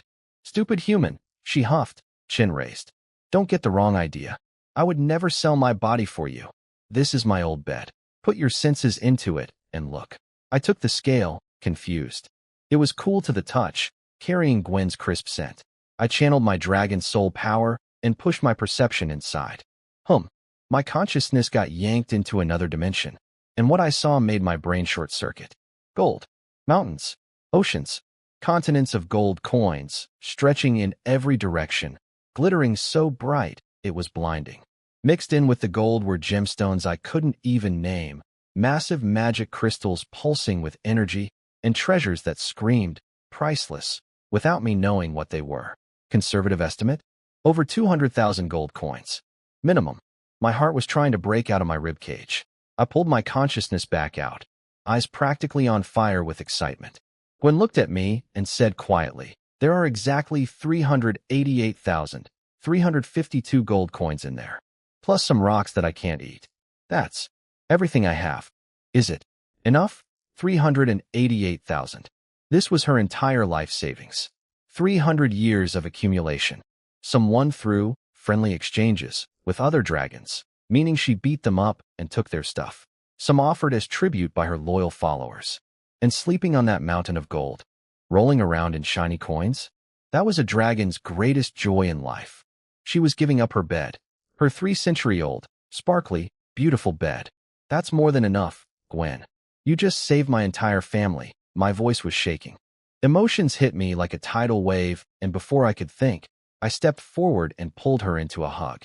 Everything I wanted to say, the gratitude, the guilt, the promise, I just poured it all into that one careful embrace. WH, Gwen went stiff as a board. Total system crash. Her heartbeat was hammering so hard I could feel it through her chest. Human, don't push your luck. A bare foot connected with my stomach and launched me backward. OPH. I stumbled back several steps, clutching my gut. Then I blinked. Wait, that didn't actually hurt? She'd held back. If she'd kicked me for real, I'd be embedded in the wall like a cartoon character. Permanently. I rubbed my stomach and looked at her, all puffed up and bristling like an angry cat, and said seriously, I will pay you back every single coin. I promise, and someday, I'll build you an even bigger bed. A mountain of gold so massive it'll make what's in that scale look like pocket change. Really? Her anger evaporated in an instant. Those purple eyes went wide and started literally sparkling. All the sadness about losing her precious gold bed? Gone. Replaced by pure, starry-eyed dreams of an even bigger gold pile. I almost laughed out loud. This proud, ancient, dignified silver dragon was a total money-obsessed little treasure goblin at heart. Then again, dragons hoarding shiny things? That's not a personality trait. That's genetic. Of course it's real, I said, looking straight into her eyes. When have I ever lied to you? Humph. Chin up, arms crossed. If you dare lie to me, I'll bite you. Hard. At the word, bite, my hand instinctively went to my neck. The mark from this morning was already gone, but the memory was very much alive. She explained that this wasn't a regular scale, it was her reverse scale. The hardest, most powerful scale on a dragon's body. And this particular one contained a pocket dimension inside it. Her personal vault. 300 years of wealth. 388,000 gold coins plus rare minerals and gems worth well over 500,000 total. I only needed 100,000 to save the family business. This was almost 4 times that.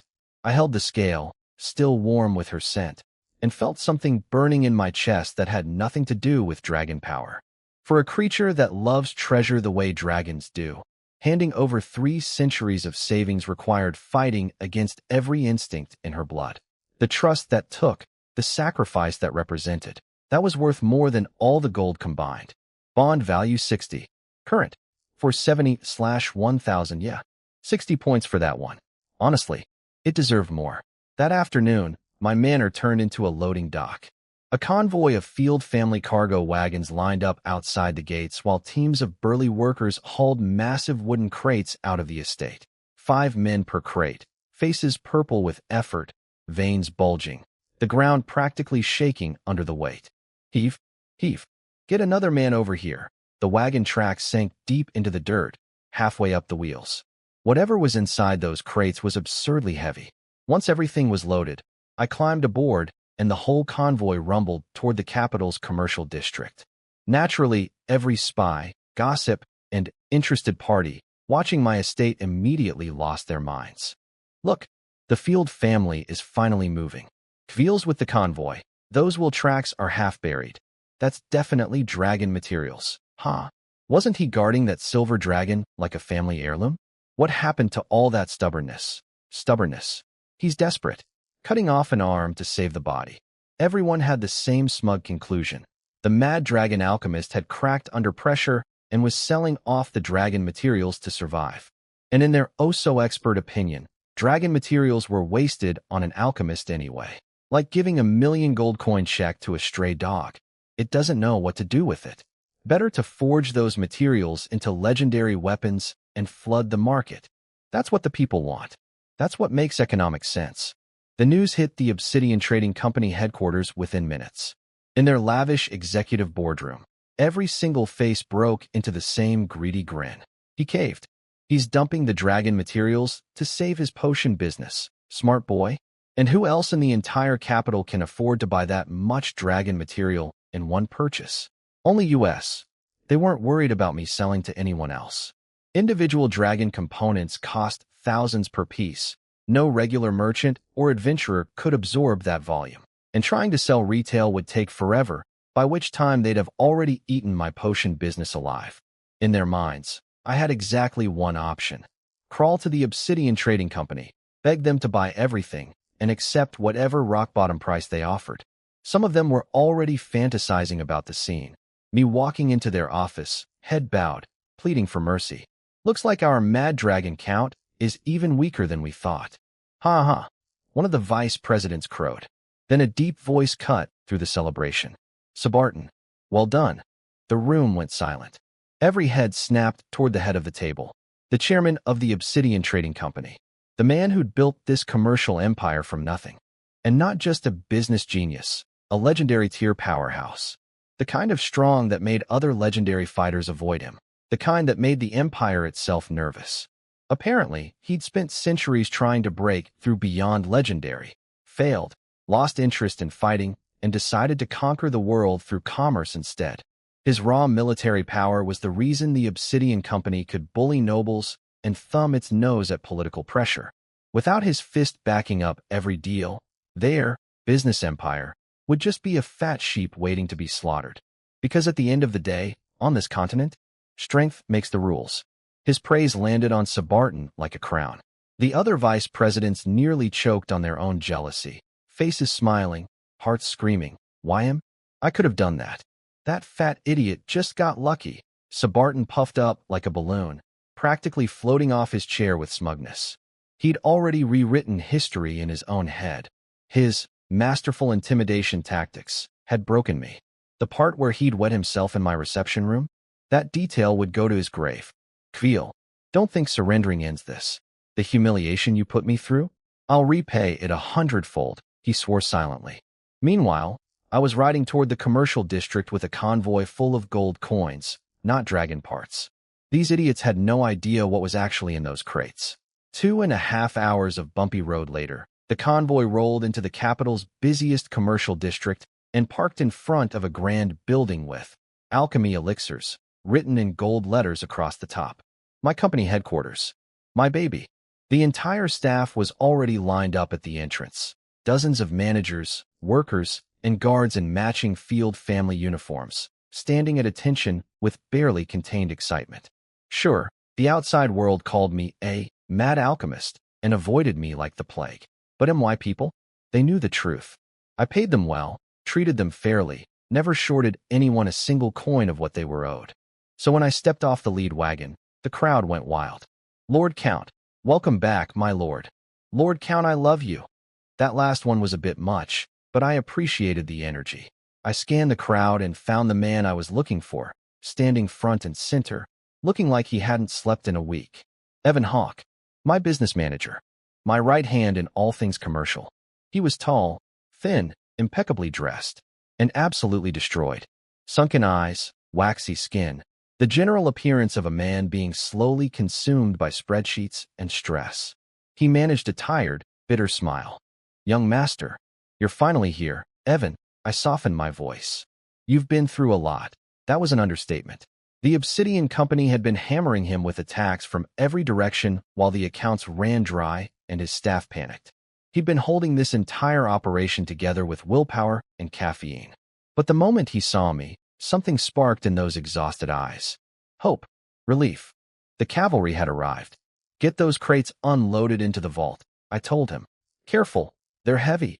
Evan snapped into action like a machine, coming back online. Transport Division. Teams 1 and 2 on unloading. 3 on inventory. 4. Careful with those, for men per crate. Watch your footing. When the workers actually tried lifting the crates, they nearly collapsed. Arms straining, foreheads glistening, veins popping. Every crate looked like it was filled with solid lead. Onlookers gathered immediately, buzzing with speculation. What's in those? They look insanely heavy. Obviously, it's silver dragon materials. Looks like Count Field is finally selling off dragon parts for cash. Won't be long before we can buy dragon-forged gear. I ignored every single one of them. Let them think whatever they wanted. While the unloading continued, Evan briefed me on the damage. Quietly, urgently, one disaster at a time. 3 material suppliers had broken their contracts to our faces. 2 major distribution channels had been blocked. Several longtime clients had been stolen through predatory price cutting. All of it coordinated. All of it fast. This wasn't a reaction. This was a premeditated ambush. They'd been waiting for us to run dry. I looked at Evan's haggard face, at his hair, noticeably thinner than the last time I'd seen him, and I felt a stab of genuine guilt. I was the one who'd emptied the company's cash reserves. I was the irresponsible boss who'd drained every coin to buy a dragon and left Evan to fight a war with an empty treasury. I put a hand on his shoulder. Evan, I'm leaving this in your hands. Business strategy is your domain. I'd only get in the way if I tried to micromanage. I trust your judgment completely. Go all out. I paused. And when this is over, I'm giving you a raise. Evan's tired smile turned into a tired laugh. Young master, you think I follow you for the money. You gave me and my family a second chance at life. That's not something gold coins can repay. Then his expression shifted, wearier, more pointed. But sir, could you please stop emptying the company accounts without warning? Even leaving a little would help. You keep doing this and I genuinely cannot cope. My face froze. I managed a very awkward, very guilty dry laugh. Evan saw that laugh and his heart dropped. He'd seen that smile before. It was the, I'll definitely be more responsible next time, smile. The same smile I gave him 7 years ago after blowing the budget on Titan Potion R&D. The same one from 3 years ago after the dragon hunting fiasco. And now after buying an actual dragon.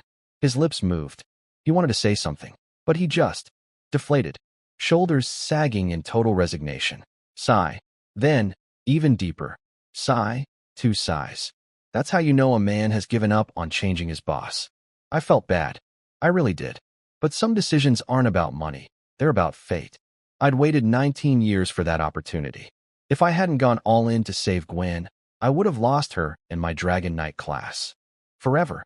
Some things you can't put a price on, even if your accountant wishes you would.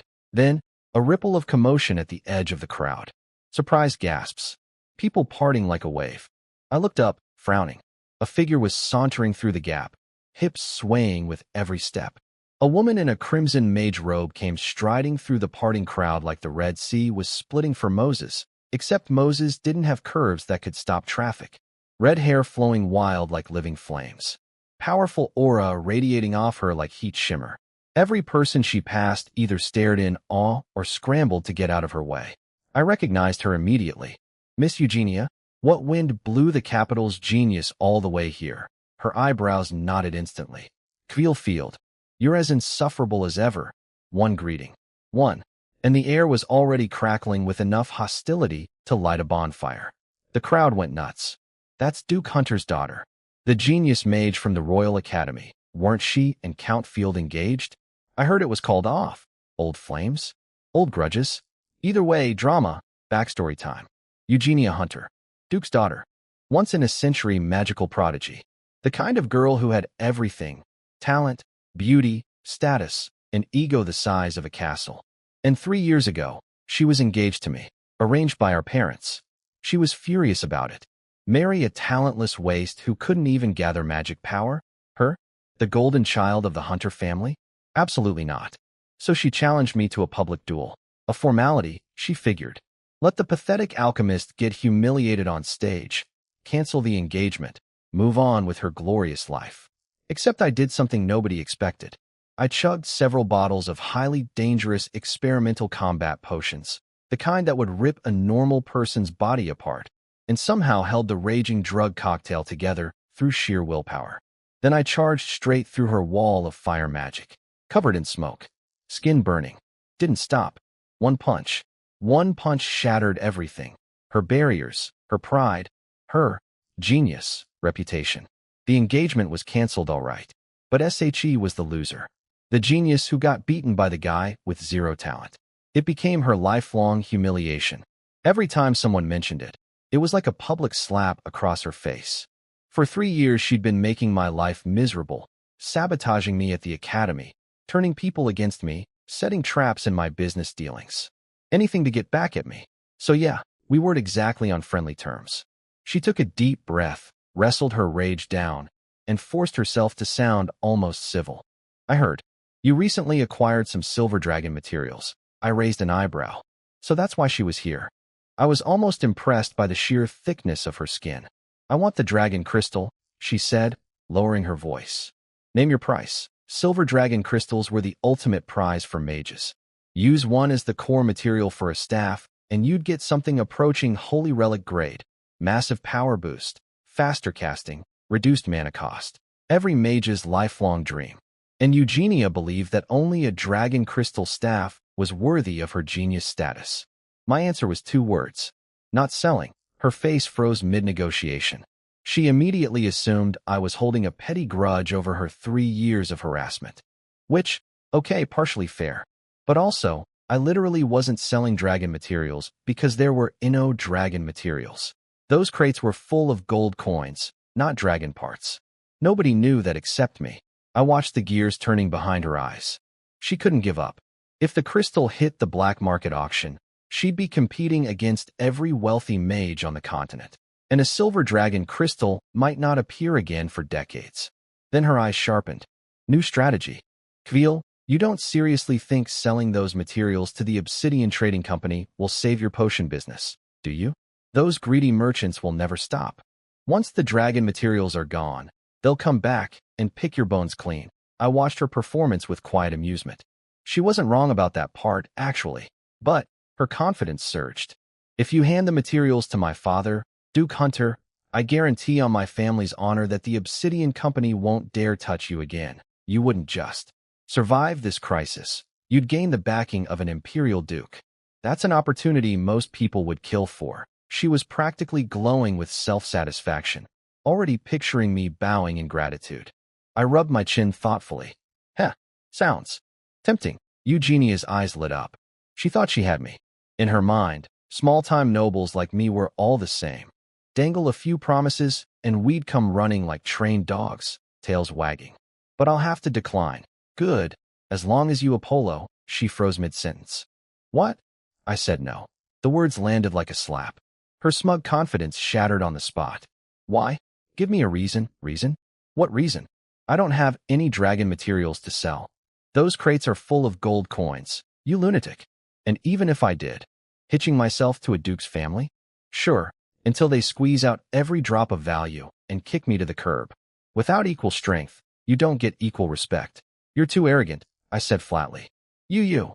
She was shaking with rage, knuckles white inside her sleeves. You're doing this on purpose.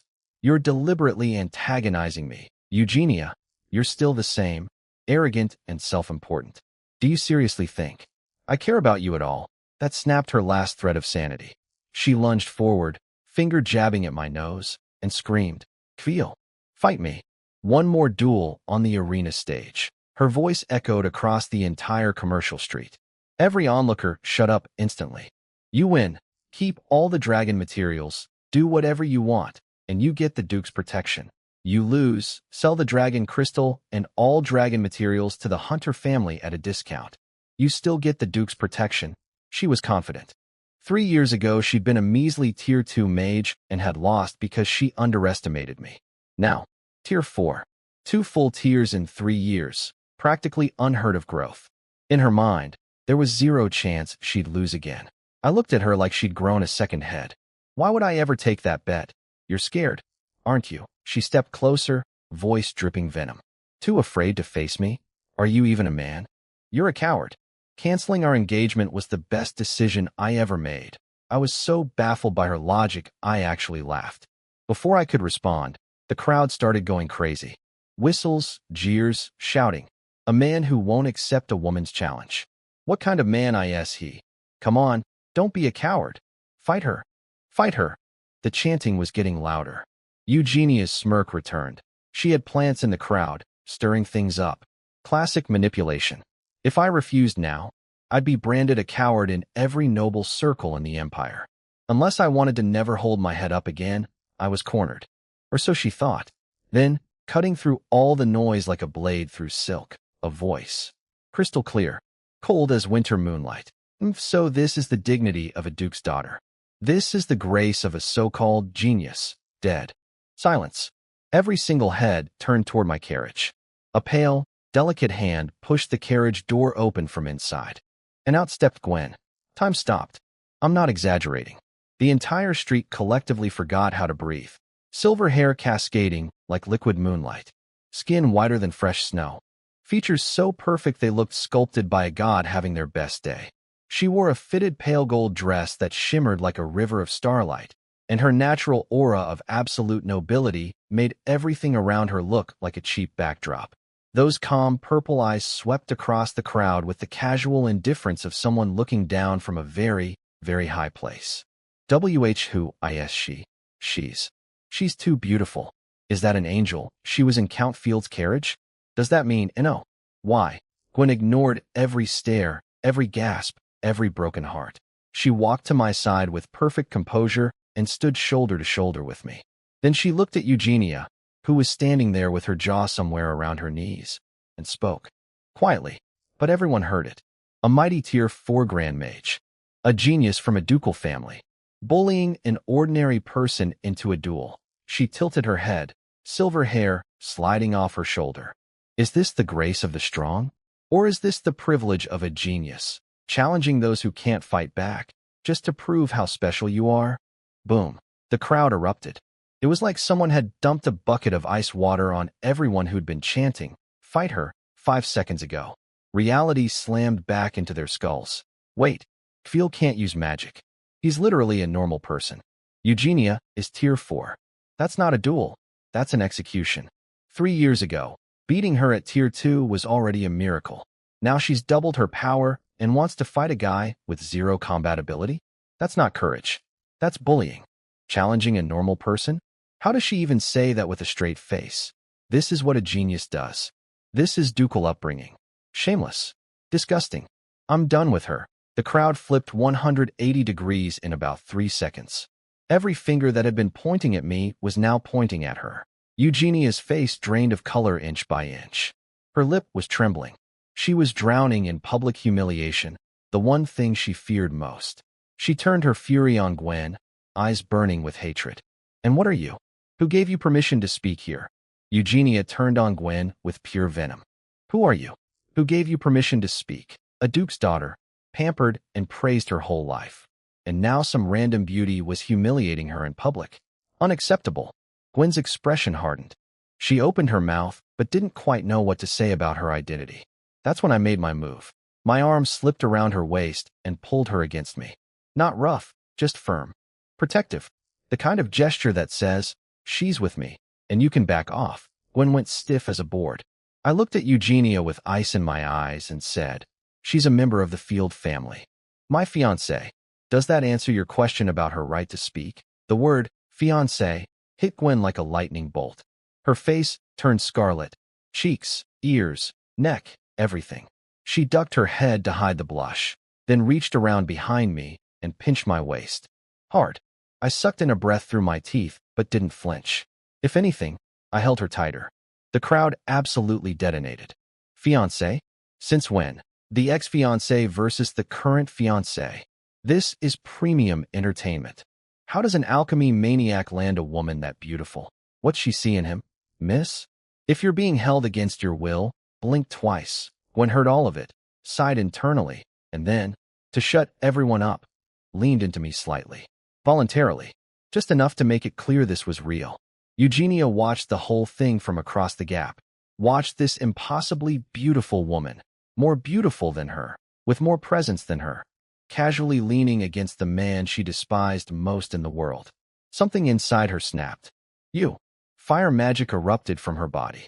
Red light boiled around her. The air temperature spiked violently. Dust spiraled off the ground in hot gusts. Her crimson hair whipped upward like she'd become a human volcano. People near her stumbled backward, yelping from the heat. If you want to fight?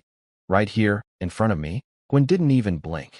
She just raised her chin slightly, and a wave of freezing magical energy pulsed outward. Ice versus fire. The two forces crashed into each other. One side, air warping from unbearable heat.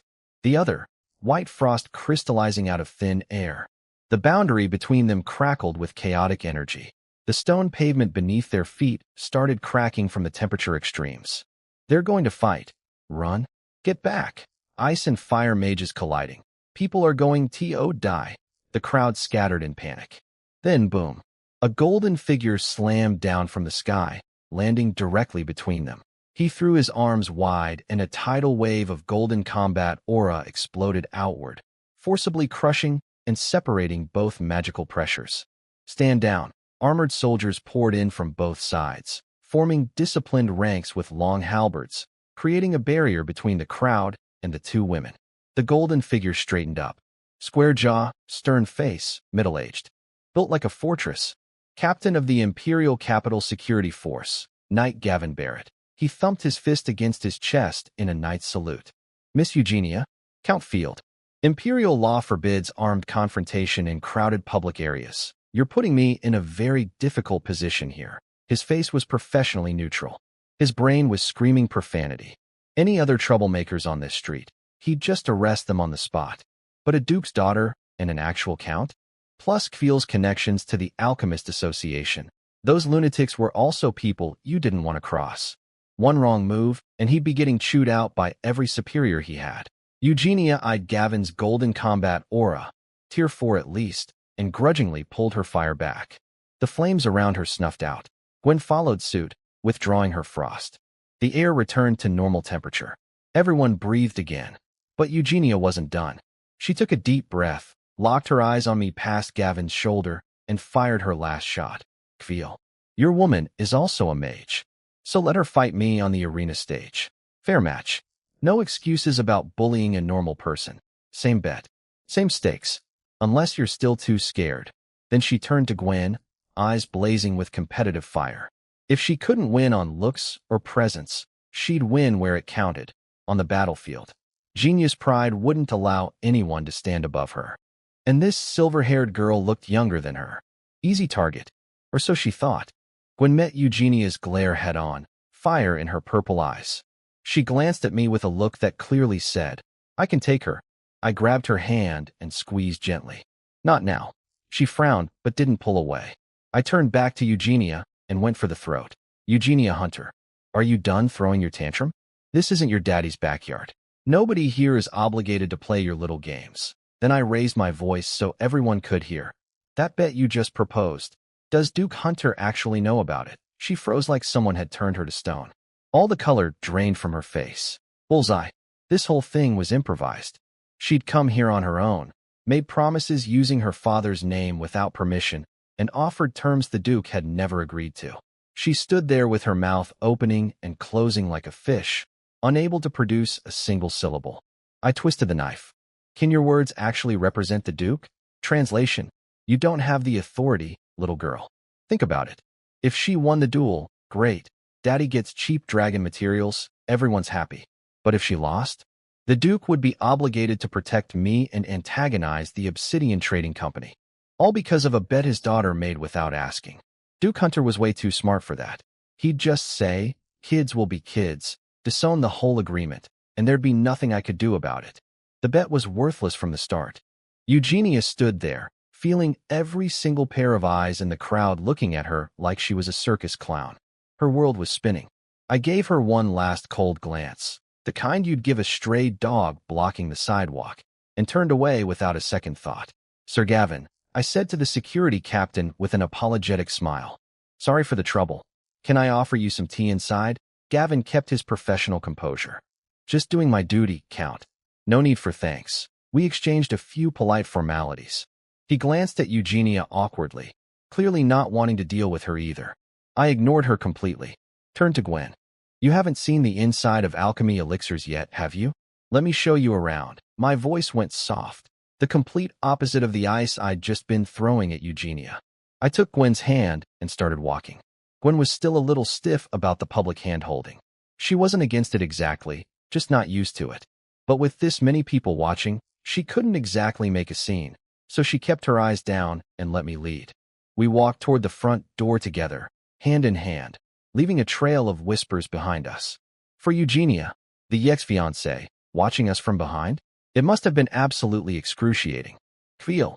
We hadn't taken 5 steps before her shrill voice chased us down. You think you won? Without the Hunter family's protection, what are you going to fight with? That hollowed-out potion shop? You think you can take on the Obsidian Trading Company with nothing? Just wait until they eat you alive. You'll regret this, the crowd murmured. She had a point, and everyone knew it. The Obsidian Company was a genuine monster. Tentacles in every industry, connections everywhere, enough power to make most people back down on sight. Only a handful of dukes and top-tier organizations could go toe-to-toe with them. People looked at my back with pity. Head shaking. Quiet sighs. Nobody thought I could win. My foot paused for half a second. I almost turned around to say something. Then I just shook my head and kept walking. Arguing with this woman was a waste of oxygen. Time would prove everything. I walked through the doors of alchemy elixirs with Gwen's hand in mine and didn't look back. Eugenia stood alone in the middle of the street. An abandoned clown on a cracked stone stage. She stomped her boot so hard the already fractured pavement groaned in protest. Just you wait, Kveil. When you're bankrupt and begging on the streets, I'll make you crawl to me on your knees. That's what she was thinking. Then, watch out, crash. One of the workers tripped while carrying a crate. The massive box slipped from their grip and slammed into the ground. The lid burst open, and out poured a waterfall of gold coins. Thousands upon thousands of gleaming, shining, sun-catching gold coins spilling across the pavement like a golden river, spreading in every direction, filling the cracks in the stone, piling up in glittering heaps. The entire street went dead silent. Every single person, the crowd, the soldiers, Gavin, Eugenia, stared at the ocean of gold with their jaws on the floor. Those weren't dragon materials in those crates. They were never dragon materials. It was money. The screams hit like a tidal wave. Gold. It's all gold coins. Wait, wasn't the Field family broke? What's a whole crate of gold doing here? That's at least 10,000 coins in one box. And there are over a dozen more boxes back there. Everyone said those crates had dragon materials. Where's the dragon stuff? Why is it all money? The crowd was losing its collective mind. Every neck craned toward the glittering pile, eyes bulging with shock and barely concealed greed. Nobody dared touch a single coin, though. This was MY territory, and the security soldiers with their razor-sharp halberds were still standing right there. Evan was at the doorway, watching the golden river spread across the pavement, and the grin he'd been suppressing finally broke through. He'd been skeptical when I told him the crates held the solution to our crisis. Now, his heart could finally stop trying to escape his chest. He forced on a stern face and barked at the horrified workers. What did I say? Careful. Steady. Were my words just decoration? Pick it all up, every last coin. The workers scrambled to their knees, gathering gold one piece at a time. Each little clink of coin against coin was music to Evan's ears. Then there was Eugenia.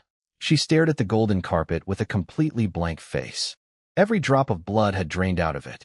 She'd just finished mocking me, in front of everyone, about being broke and doomed. And now the street was literally paved with my money. The face slap arrived so fast she got whiplash. In a panic, she rushed to the remaining crates still stacked on the roadside and ripped open a lid. No gold, just gray or packed in straw.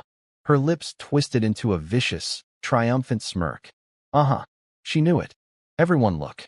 Only one crate has gold. The rest are just rocks. He's faking. She opened the second crate. Gold. Blinding, beautiful, unmistakable gold. She tore open the third. More gold. Fourth. Fifth. Sixth. Gold, gold, gold, gold. She ripped through over 10 crates like a woman possessed. All of them were packed with gold coins. Only 2 contained ore. No. This is impossible. How? How? She stumbled backward, face locked in maximum disbelief. And then the crowd noticed those 2 rock crates. Hold on, that ore. That luster. That texture. Is that dragon sleep steel and the red one with gold veins? That's gilded copper ore, by the goddess of light. Those are top-tier forging materials. You can't even buy those on the open market. A fist-sized chunk of dragon sleep steel sells for a fortune. There's a whole crate of it. That box of gilded copper is worth more than the gold coins next to it. Blacksmiths and weapon merchants in the crowd were practically vibrating. These were legendary crafting materials that most of them would never touch in their entire careers. And here they were, casually stacked in wooden boxes like groceries. Every gasp, every shout of disbelief was another knife in Eugenia's pride. Her hand hung frozen in midair, fingers trembling. She finally understood. I wasn't broke. I was never broke. The Dragon Materials story was a smokescreen.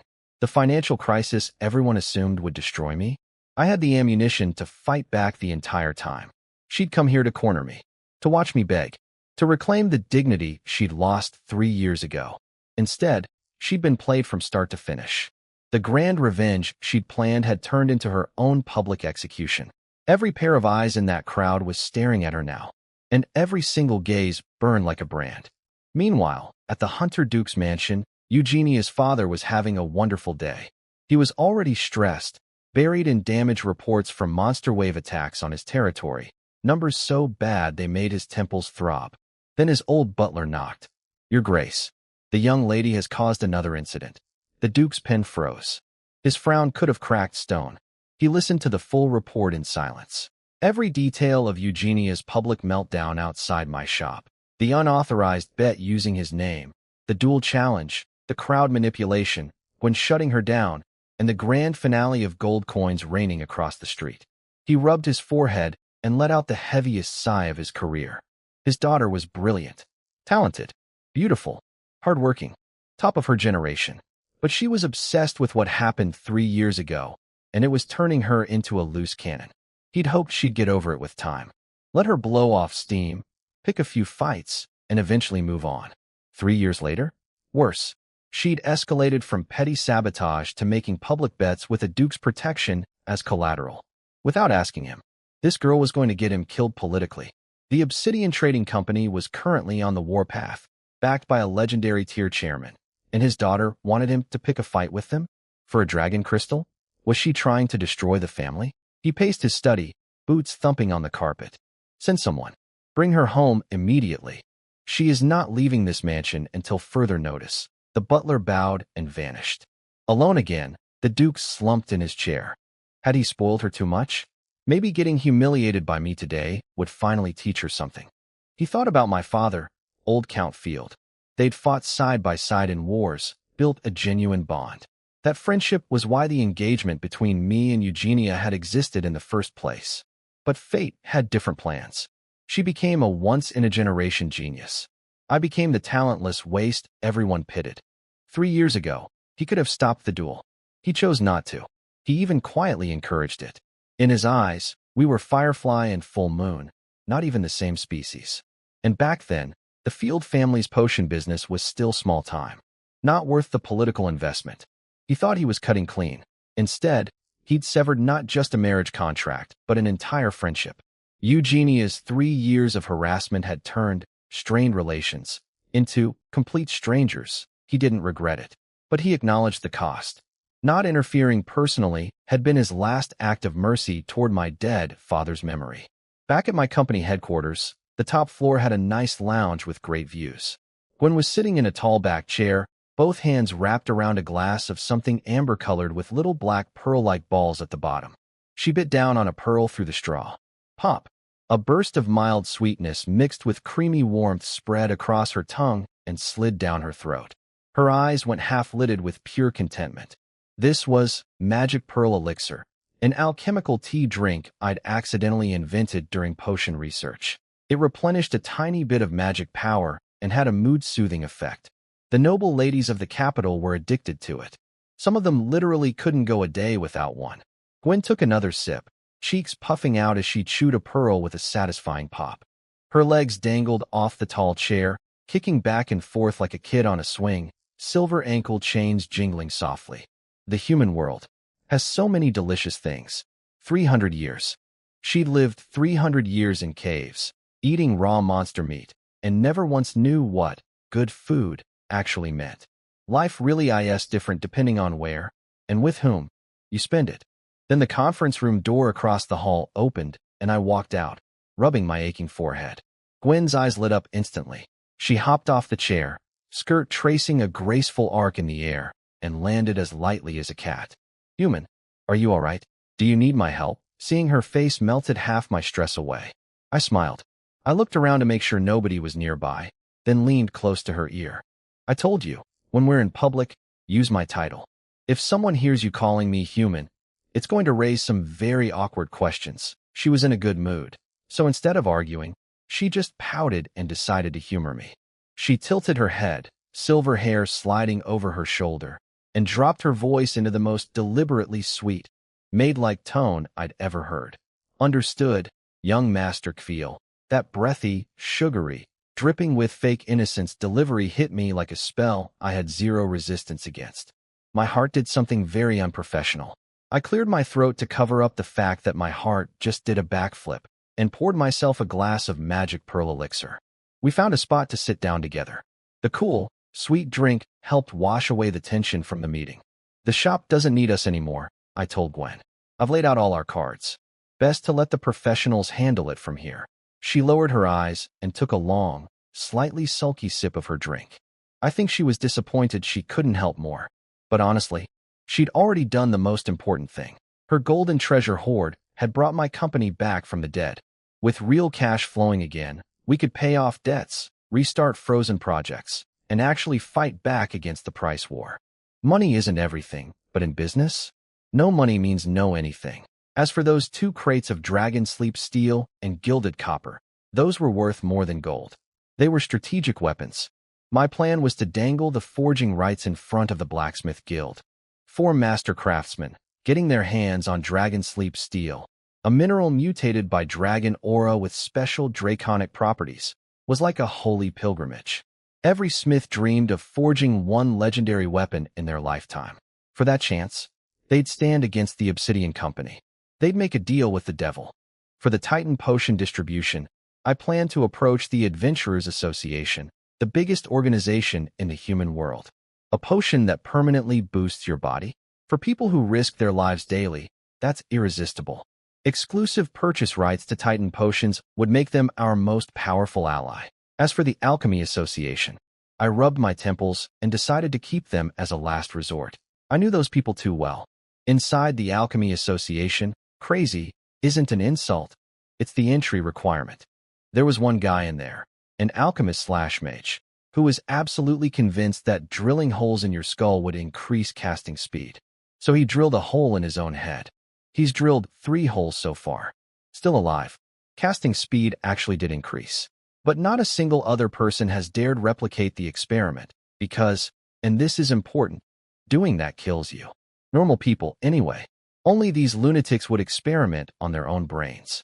I kept my distance from these people. I was afraid the crazy was contagious. Everyone in the capital called me Mad Dragon Alchemist, and the association kept sending me invitations to join. I rejected every single one. I'm not crazy. I just have knowledge from another world. Although, now that I think about it, crazy people never think they're crazy.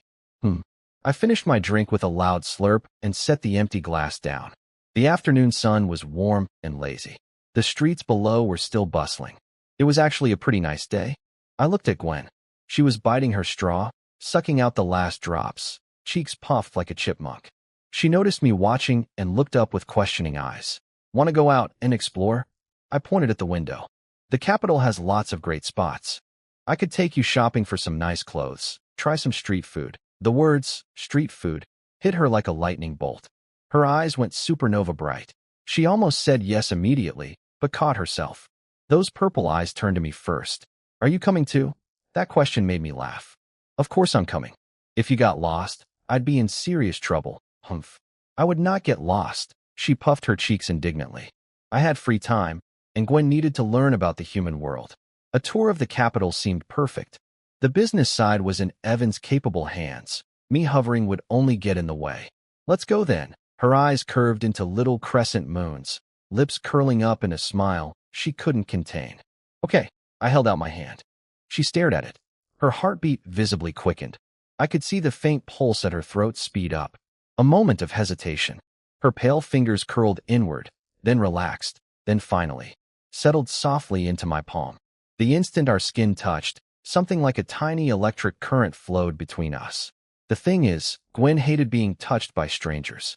When a maid accidentally brushed her wrist while fixing her dress, she'd flinch away like a startled wild animal, every muscle tensing. But not with me. She didn't flinch. She didn't pull away. She couldn't explain why I was different. She just knew that this hand, my hand, made her feel safe, which made absolutely zero logical sense, because she was currently about 100 times stronger than me. But feelings don't do math.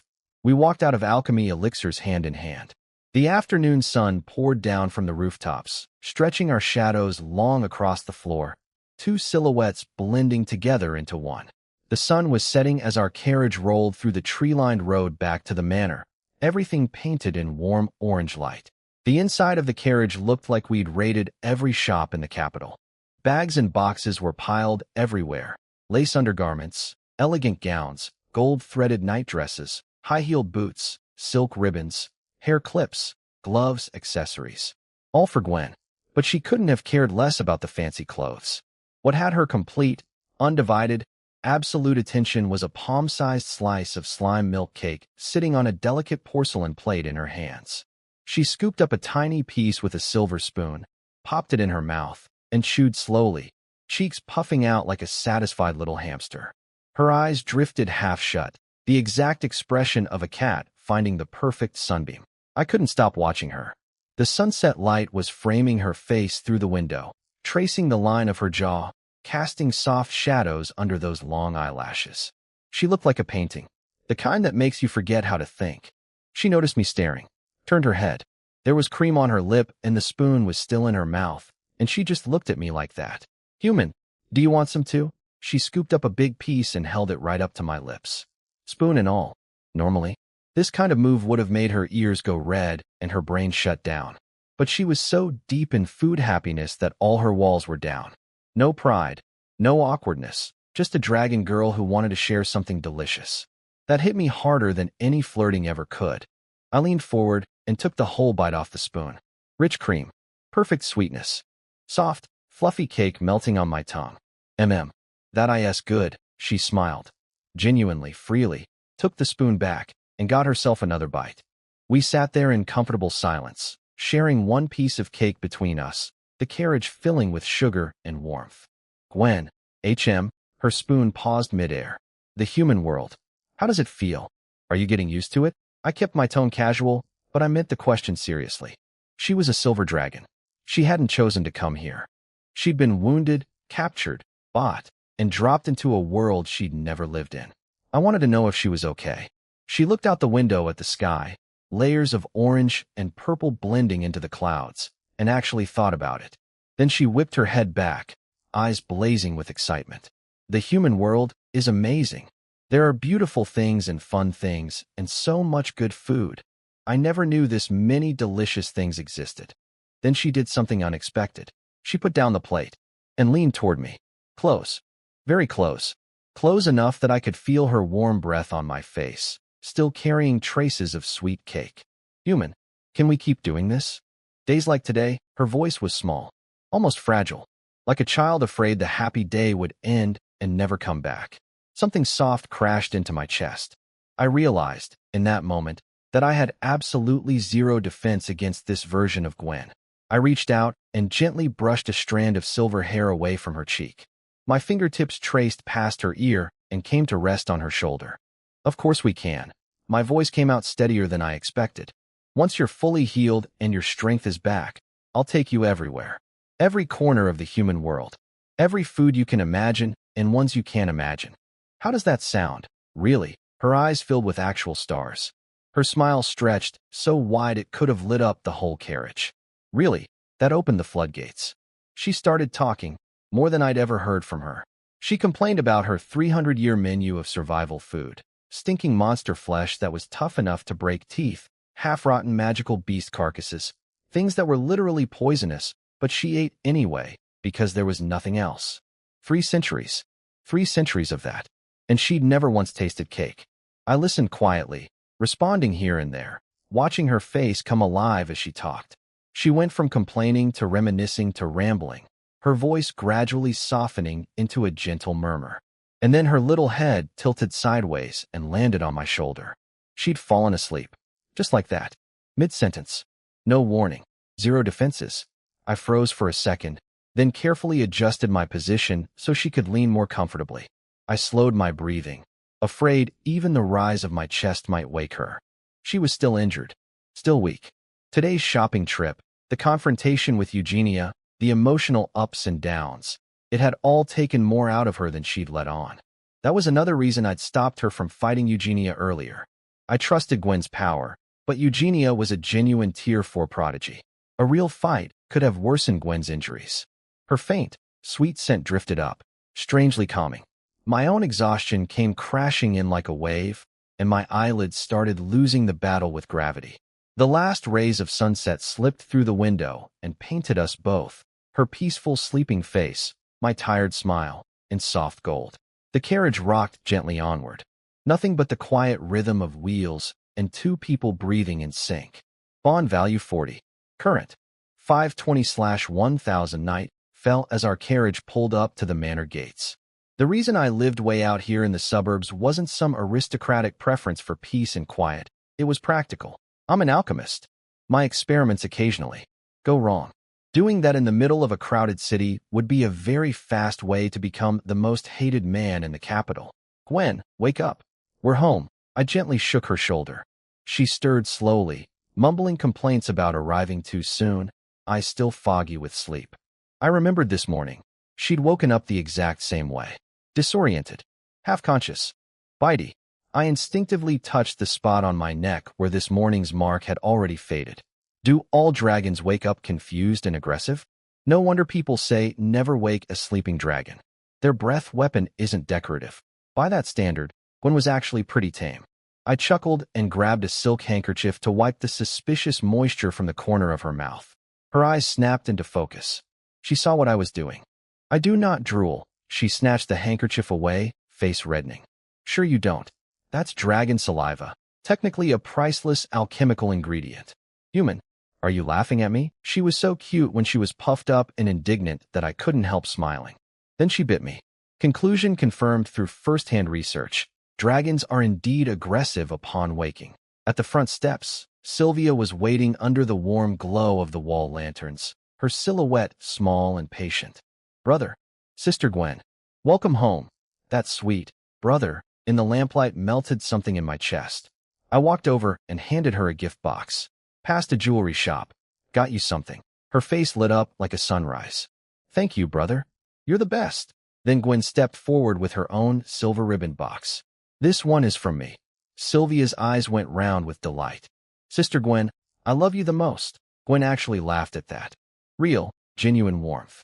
This kid had a gift for melting ice queens. We all headed inside together, chatting and laughing.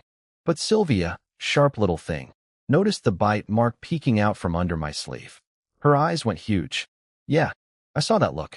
No, I'm not explaining. Late that night, I was lying in bed, wide awake. I should have been exhausted.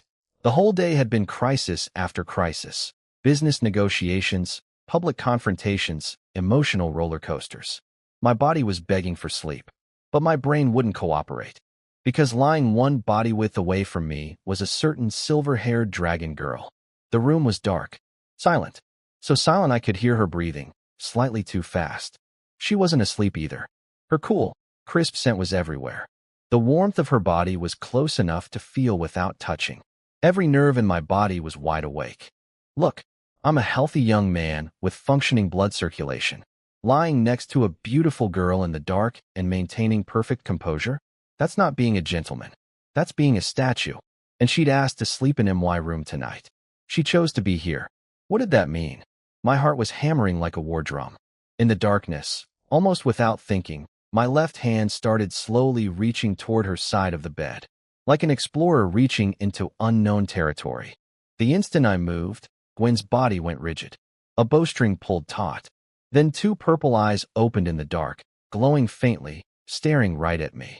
Beautiful, luminous, and behind the surface, panic, shyness, and something that looked suspiciously like permission.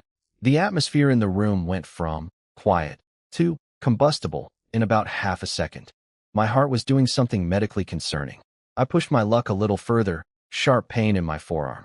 She bit me. Again, I yanked my hand back and felt the mark, a perfect impression of dragon teeth. Precise force, just enough to make me wince without breaking skin. Professional grade warning bite. Bitten by a dragon. Third time today. This was becoming a pattern. I looked up. Those purple slit pupils were locked onto me in the darkness. No anger. No killing intent. But the apex predator has you in her sights. Feeling was very real. Human, I knew you wanted my body. Her voice was soft, breathy, half embarrassed, half accusing, with warm night air wrapping around every syllable and landing directly on my ear. I let out a nervous laugh. Nowhere to hide. Might as well be honest. Can you blame me? My Gwen is so beautiful that I see you whether my eyes are open or closed. How am I supposed to not be tempted? Silence. Long silence. If I could see in the dark, I'm pretty sure her entire face, neck, and probably shoulders were the color of a sunset. She turned her head away, voice barely a whisper. Stupid human. Always saying things like that. Just to tease me. My heart pounded. I leaned closer, voice low. Gwen, Before I could finish, something warm pressed against my neck. Soft lips. A gentle sting. That electric tingle spreading through my entire body. Then the world flipped. Dragon strength pinned me down. No escape. No retreat.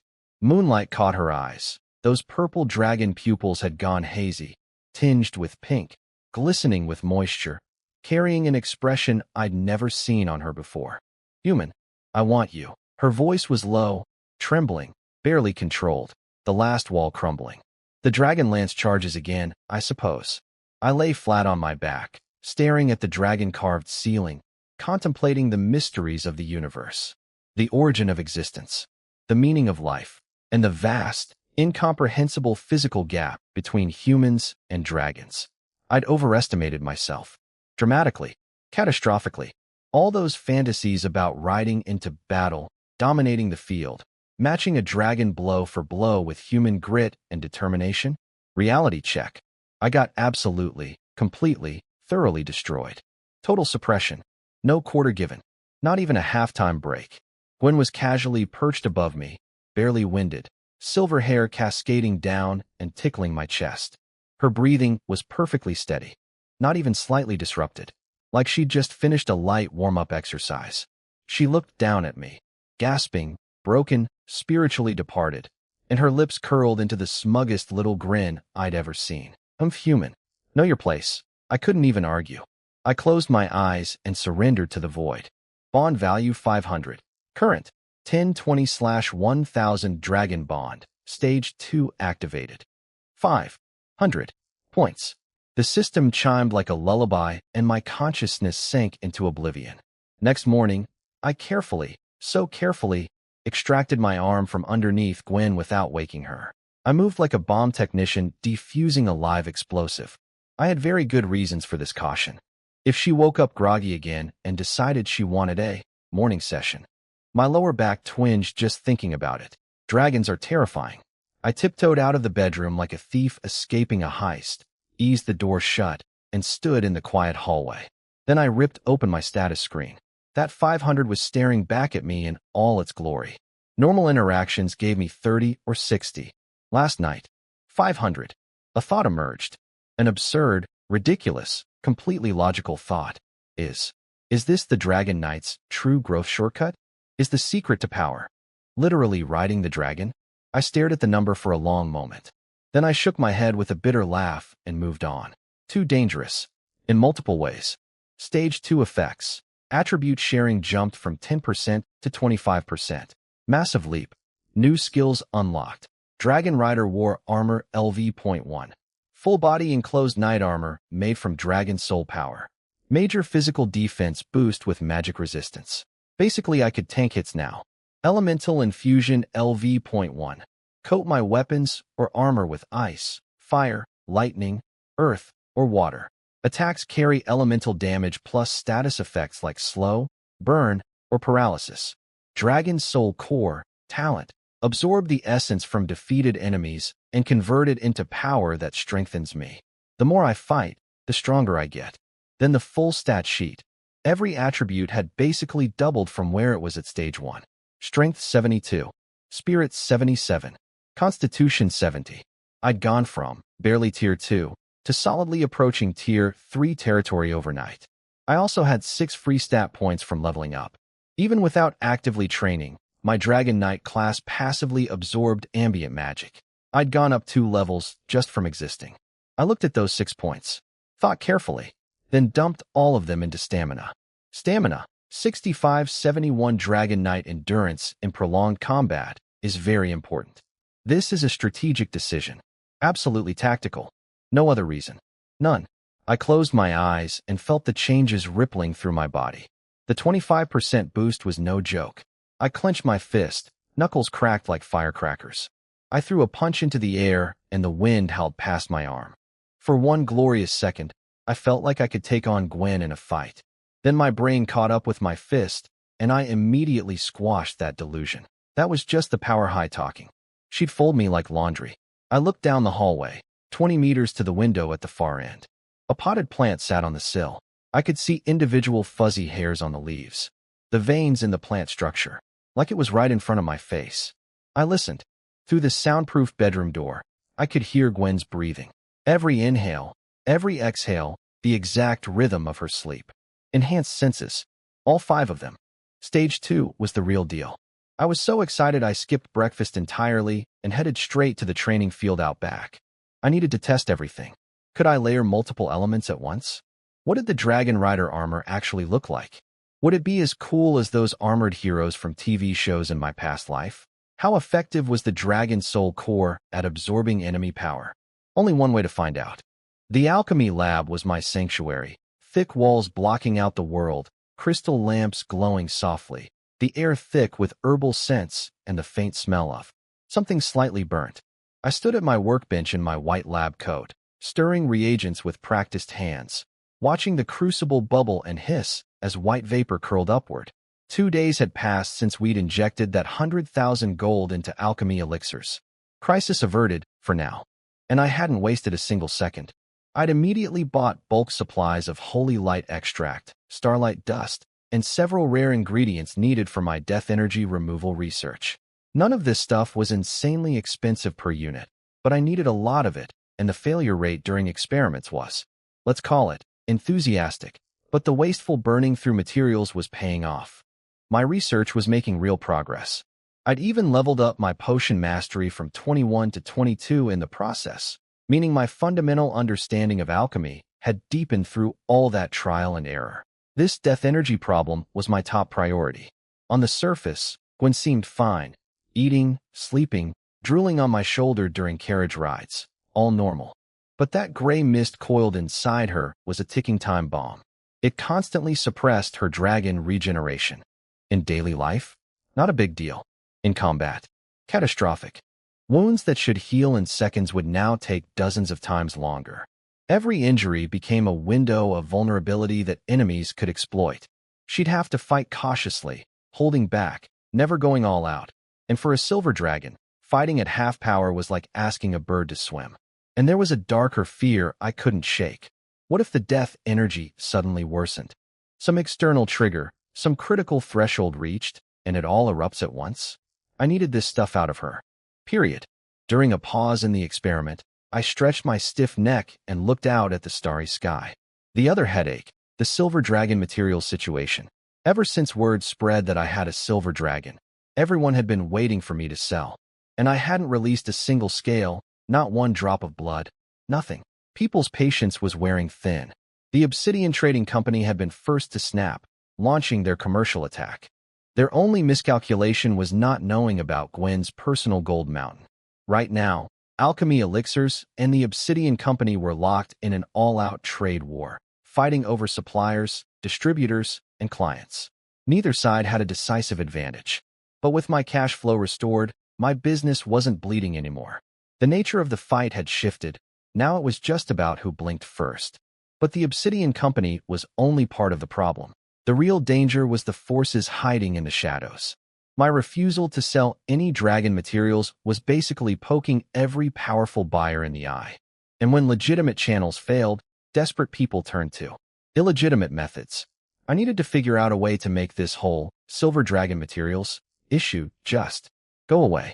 Some kind of smokescreen or misdirection. I was still turning that problem over in my head when a voice exploded inside my skull. Not sound. Not words through air. Pure mental transmission, the psychic link that came with our dragon bond.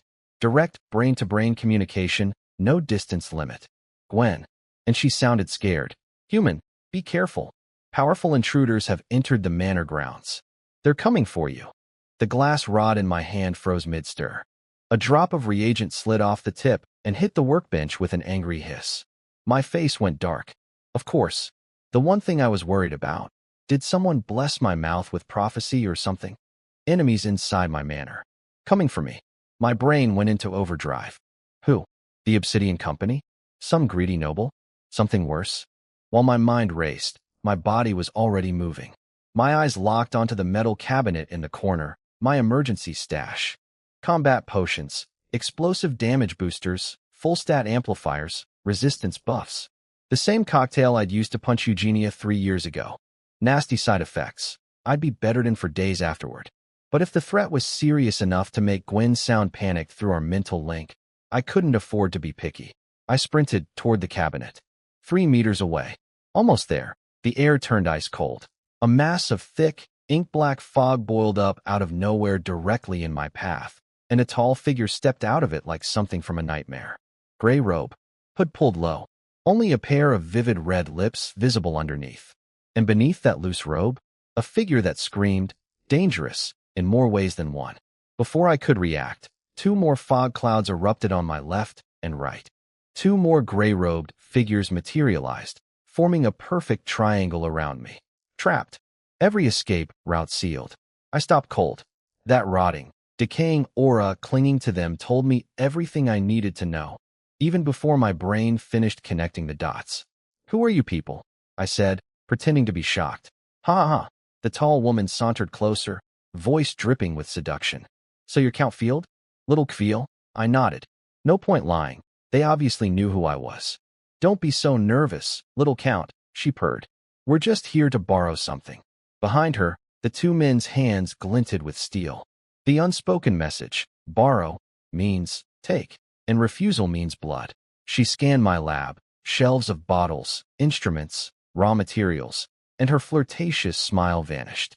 Where's the silver dragon's corpse? Where did you hide it? There it was. They thought Gwen was dead, and they wanted her body. The black fog entrance, the death stench aura, calling it a corpse, every detail matched. These were members of the necromancer cult. The grave-robbing, corpse-desecrating, human-sacrificing fanatics. They wanted Gwen's body to raise as an undead bone dragon. A complete adult silver dragon skeleton was probably their ultimate prize. They'd likely been watching me since the night I bought her.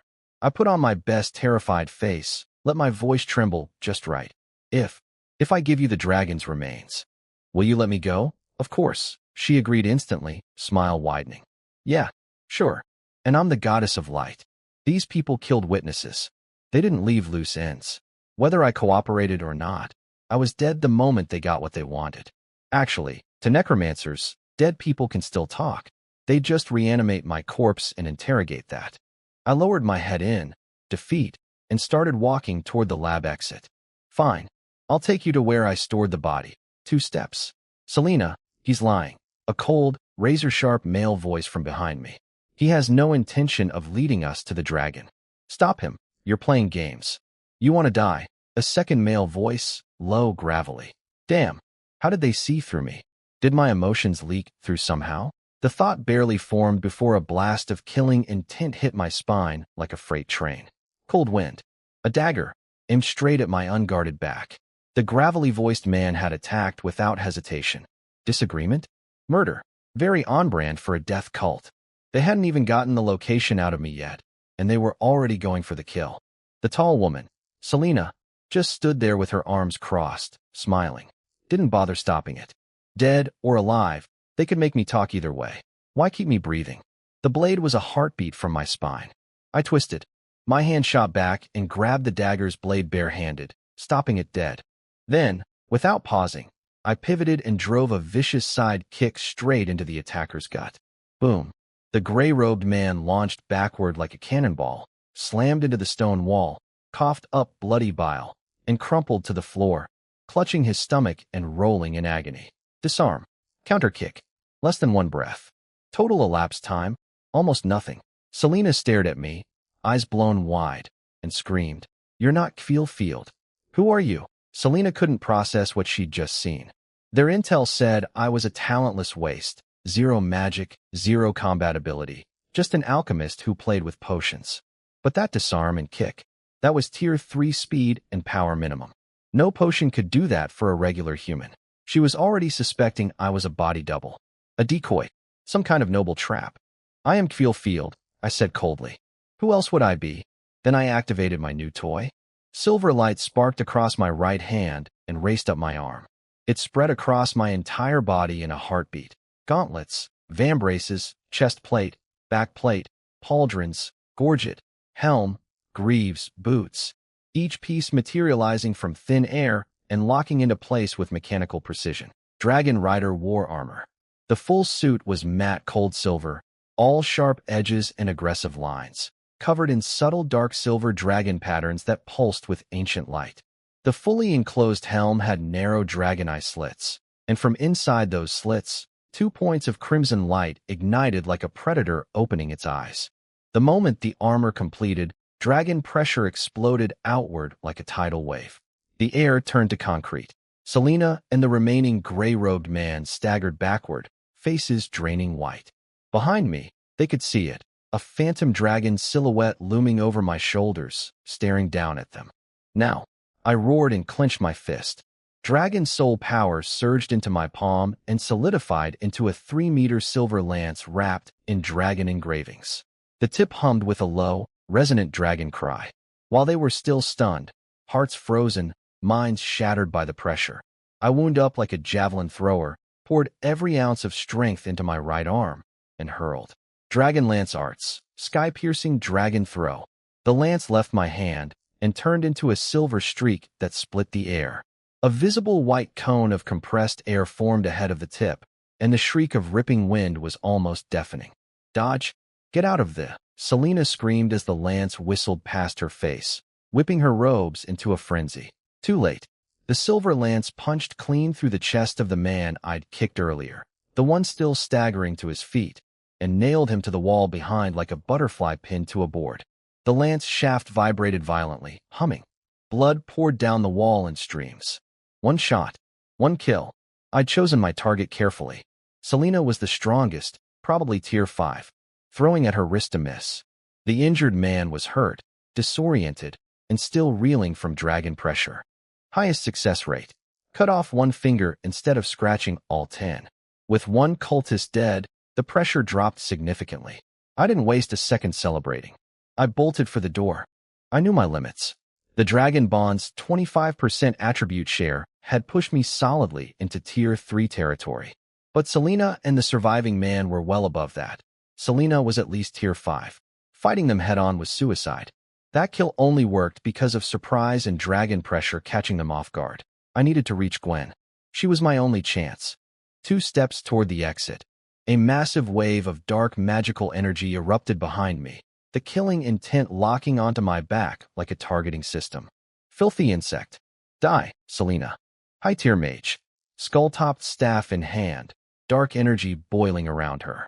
A ball of black hellfire, half my height, materialized and roared toward me like a meteor. Boom. The explosion ripped through the lab. Scorching wind and shockwave hammered my back. I dove and rolled, barely dodging the core blast. But the shockwave caught my armor full on, launched me through the air, slammed the breath out of my lungs. Blood rushed to my throat. My vision nearly went black. Thank God for the Dragon Rider armor. Its magic resistance absorbed most of the damage. Without it, I'd be ESH. Before the dust even settled, a black shadow came flying through the smoke. The surviving gray-robed man, dagger gleaming, going straight for my throat. I bellowed, materialized another lance in my hands, and threw it up in a desperate block. Clang. Sparks exploded. The impact rattled through the lance shaft and nearly shook my arms out of their sockets. I stumbled backward. He pressed the attack, dagger becoming a blur of lethal silver, every strike aimed at kill zones. Neck. Joint gaps. The eye slits of my helm. SCRECH. His blade raked across my neck guard. The horrifying sound of metal on metal filled the room. A deep gouge appeared in the armor, sparks flying everywhere. That blade had been millimeters from my actual throat. I flicked the lance upward, forced him back, and leaped away to buy a breath of space. I stood there, chest heaving, cold sweat soaking my back under the armor, staring at the two remaining enemies. Without this armor, that last hit would have decapitated me.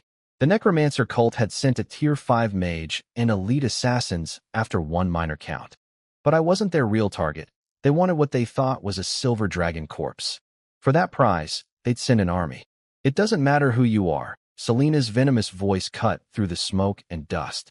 Once you're dead, I'll find everything I need. She raised her staff. The black hellfire at its tips surged, filling the entire lab with suffocating, murderous heat. She was done playing. Boom. The lab wall exploded. I went flying like a rag doll, tumbled across 15 meters of grass, and finally skidded to a stop face down in the dirt. I tried to get up. My inside screamed in protest. I coughed, tasted blood. My beautiful new Dragon Rider armor looked like it had been through a garbage disposal. Scorched black, deep cracks across the chest and shoulder plates. One more solid hit, and the whole thing was going to fall apart like wet cardboard. Across the manor, I could hear the chaos, steel clashing, spells detonating. The Necromancer cult hadn't just come for the dragon corpse. They'd brought a whole assault squad and were fighting my guards across the entire estate. Thank God Gwen had sensed them early and warned everyone through her magic. Without that heads up, they would have caught us completely off guard. The gray-robed assassin stepped through the rubble of my destroyed lab, boots crunching on broken stone, dagger gleaming in the firelight. He looked down at me, bloody, broken, barely conscious, and laughed. TCH. All that scary dragon pressure earlier, and I thought you were some hidden master playing dumb. Turns out you really are just a pig. All bark, no bite. He flicked his dagger into a throwing grip, eyes going cold. Die. The blade left his hand, a screaming streak of steel aimed right at the crack in my chest plate. Straight for my heart. I couldn't move, couldn't dodge, couldn't do anything. Then shing. A silver lance came screaming out of nowhere, intercepted the dagger mid-flight, and smashed it away in a shower of sparks. Who? The assassin snarled. I whipped my head toward the lance's origin. Evening wind. A figure in a pale gold dress walking toward us, silver hair streaming behind her. Dragon pressure rolling off her like an approaching storm, pressing the very air into submission. My heart nearly burst with relief. Through our mental link, I blurted out the first thing that came to mind. Honey, you're finally here. One more second, and you'd be a widow. Gwen's step faltered for just a fraction of a beat. That word, honey, sent a visible ripple of embarrassment through her expression. Ever since that night, I'd been calling her that. She tolerated it in private, barely.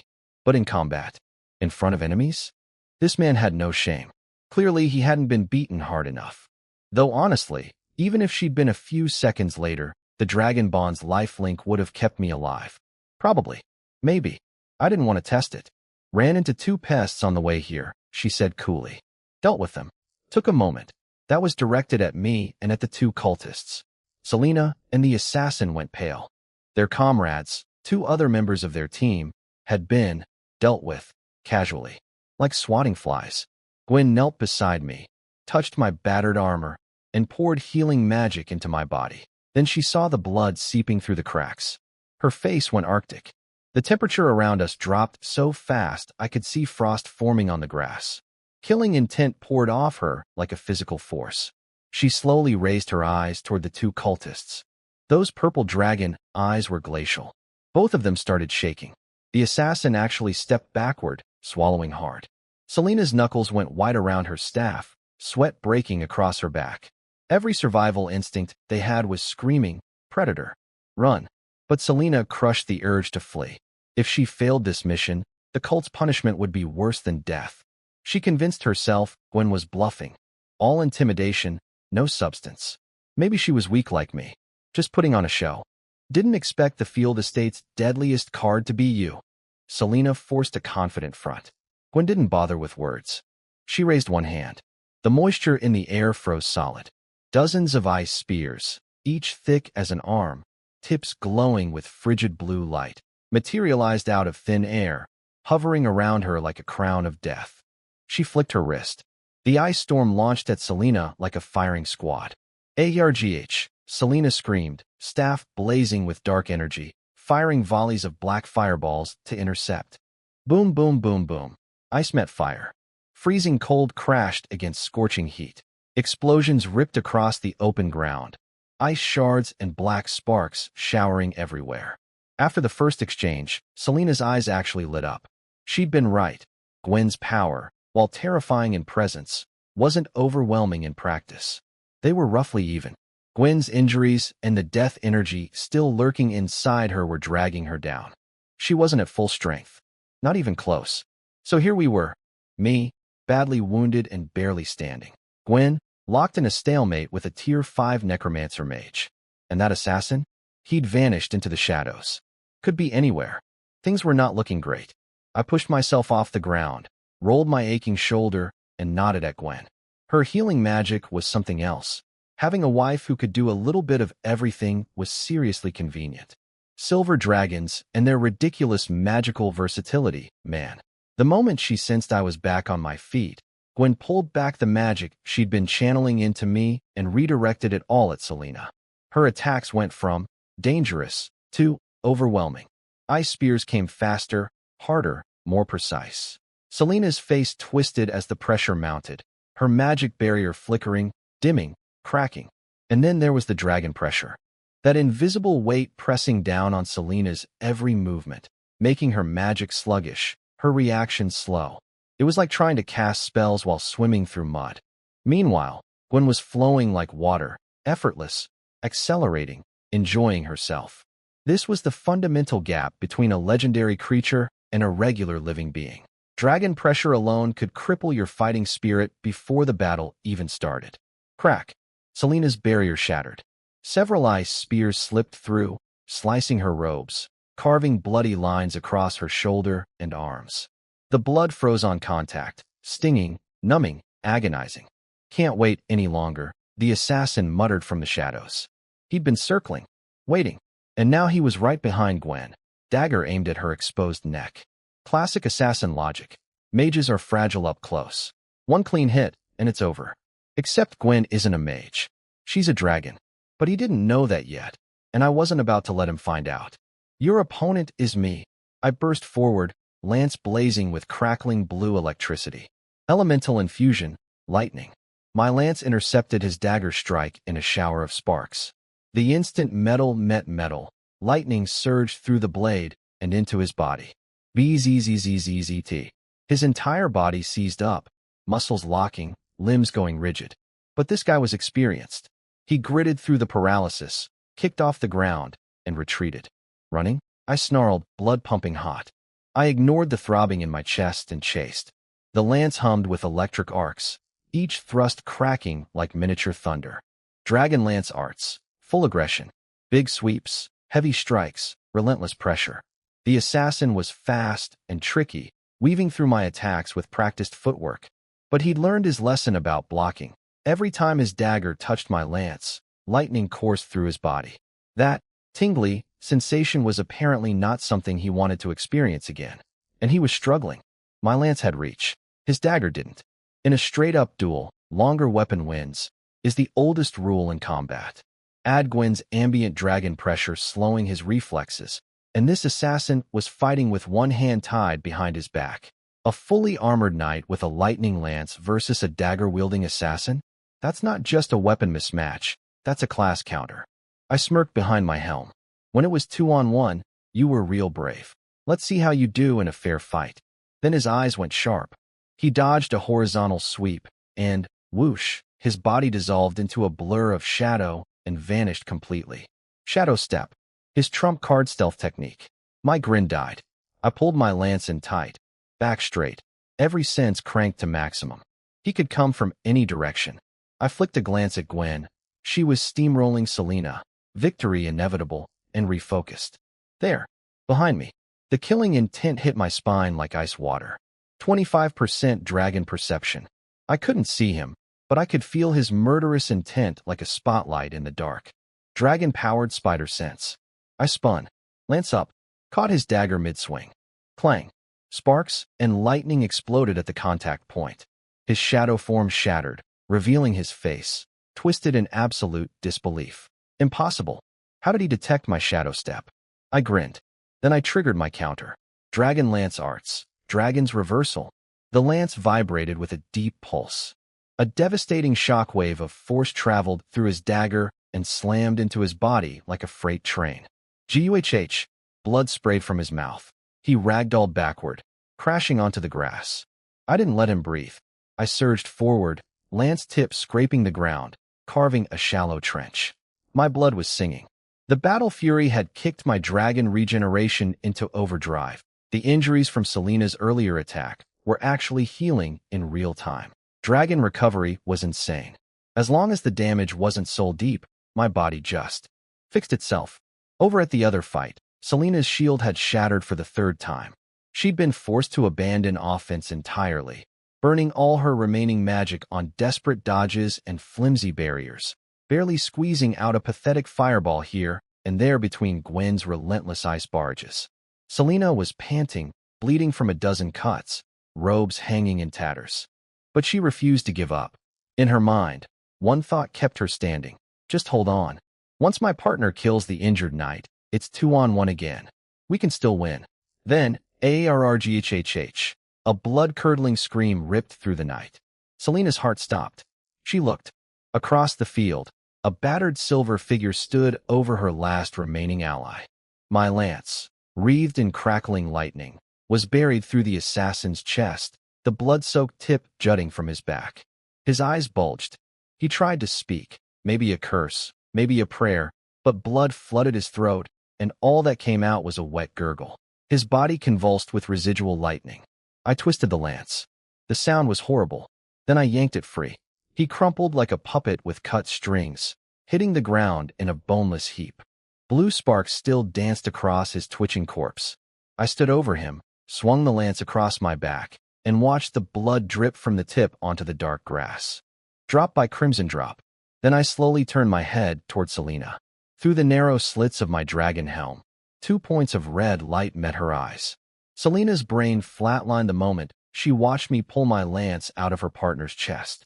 Whatever fight she had left, gone, replaced by pure, raw, animal terror. Run, run. Forget the cult's punishment. Dead people don't get punished. She slammed her staff into the ground. Black flames erupted, some kind of flash step technique, and she reappeared 50 meters away, already preparing a stronger escape spell. Running, Gwen's eyes went sharp. Someone who'd hurt me trying to leave in one piece? Not on her watch.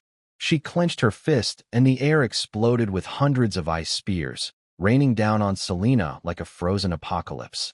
But Selena didn't bother dodging properly. She threw up a flimsy barrier with one hand, and with the other pulled out a pale bone whistle from inside her robe. The moment she blew it, I felt something familiar. That aura coming from the whistle, it was death energy. The same stuff clinging to Gwen's wounds. Selena wasn't a necromancer herself. So why did she have this? No time to think. The ground cracked open. A 7-meter-tall skeleton giant clawed its way out of a massive gray-black fissure and threw itself in front of Selena, shielding her from Gwen's ice storm. Spears punched deep into its bones. Chunks of skeleton and ice showered everywhere, but it held just long enough. Then more fissures ripped open all around us. Dried corpses and bone soldiers poured out by the dozens, surrounding Gwen and me, firing bone spikes and bone arrows like a hailstorm. Meanwhile, Selena, bleeding from the mouth, barely standing, pulled out a yellowed magic scroll and started chanting. Before Gwen could finish her off, Selena vanished in a cloud of black smoke. Teleportation scroll. She was gone. Gwen's face went ice cold. She'd let the one who hurt me escape. Those purple eyes could have frozen the sun. But she had housekeeping to do first. One flick of her wrist, a blue orb of freezing energy hit the giant skeleton and encased it in solid ice. A walking ice sculpture. Then she tapped the ground. A ring of frost expanded outward from her feet. Every undead creature in range froze solid mid-lunge, locked in place like grotesque ice statues. She tapped the ground again. Crack, crack, crack. A second shockwave pulsed through every frozen undead and shattered them from the inside out. Bones and ice dust rained across the field like confetti at the worst party ever. Low-tier undead? Beneath her notice. Annoying bugs. But those gray-black fissures kept spewing more. An endless conveyor belt of the dead, connected to some bottomless abyss. Gwen's expression darkened. Those cracks reminded her of the gray fog that had nearly killed her. A flicker of unease crossed her face. She spoke one word. Bind. Silver chains materialized out of thin air, dozens, hundreds of them, wrapping around every fissure, constricting, crushing them shut. The cracks screamed like dying animals as they were forced closed, then winked out of existence. The undead army was shoved back where it came from. Door slammed. Silence fell over the ruined battlefield. The grass was a mess of scorched earth, ice crystals, shattered bone, and blood. Smoke drifted in the night wind. I drove my lance into the charred ground and let the dragon rider armor dissolve. Silver particles scattered into the breeze like tiny stars. The moment the armor vanished, reality hit me like a truck. Every injury, every ounce of exhaustion I'd been holding back came flooding in. My knees buckled. A warm, firm arm caught me before I fell. Human, Gwen's voice was soft, her magic sweeping through my body to check for damage. I leaned against her gratefully. She smelled amazing, soft, cool, comforting. Every tense muscle in my body just let go. I grinned stupidly. Armor ate all my mana. Let me recharge. I nuzzled against her shoulder. On purpose. Very deliberately. She huffed and pretended to be annoyed. But she didn't push me away. She quietly adjusted her position so I could lean more comfortably, and then a stream of pure, refined magical energy began flowing through our connected arms into my depleted reserves. Dragon Knight and Contracted Dragon. The bond made magic transfer between us nearly lossless. Most efficient mana battery in existence. Then, heavy footsteps pounding from the direction of the main house. A figure emerged from the darkness, bloodied greatsword in hand, shredded butler's uniform soaked crimson, gleaming under the moonlight. Ford. Old Ford came striding out of the darkness, greatsword dripping red, butler uniform absolutely destroyed, but from the way he was walking, steady and powerful, most of that blood clearly wasn't his. Young master, I arrived late. He bowed. I immediately straightened up from my very comfortable position leaning against Gwen. Forget about me. What about everyone else? Is Sylvia safe? Rest assured, Ford's voice was iron solid. The young lady and all non-combatants were moved to the underground shelter immediately. It's guarded by our best. Not even a fly could get through. Enemy numbers were limited. The situation remains under control. I nodded, then looked toward the manor where faint sounds of fighting still echoed. My fingers tightened around my lance. The necromancer cult attacked my home. Not a single one leaves alive. The necromancer cult? Ford's face went through shock, then grim relief. He should have guessed. Those creepy enemies had death cult written all over them. Lucky for us, they hadn't brought any actual necromancers. If they had, their undead army would have steamrolled the entire estate and possibly spilled into the capital itself. But necromancers were the cult's top brass. They wouldn't risk showing their faces in the imperial capital with the Church of Light's massive bounties on their heads. 15 minutes later, the fighting was over. The underground shelter was basically a vault. Reinforced steel walls covered in magical runes, tough enough to withstand a Tier 6 fighter going all out. I'd spent a fortune building it years ago. Best investment I ever made. The door opened and Sylvia launched herself at me, arms wrapping around my waist, not caring about the blood all over my clothes. Brother, are you hurt? I ruffled her hair and smiled. Relax. I'm perfectly fine. All this blood is from the bad guys. I even puffed out my chest and thumped it for emphasis. Total lie, of course. Most of that blood was mine. But thanks to dragon regeneration from the bond, my surface wounds had already scabbed over. No point making the family worry about something that was already healing. Ford delivered the battle report. 22 cultists total. 2 Tier 5 fighters. 1 captured, 1 escaped, Selena. The rest were all Tier 3 peak at minimum. They'd also brought specialized magical tools. An elite hit squad capable of wiping out most noble estates. But they'd lost. Badly.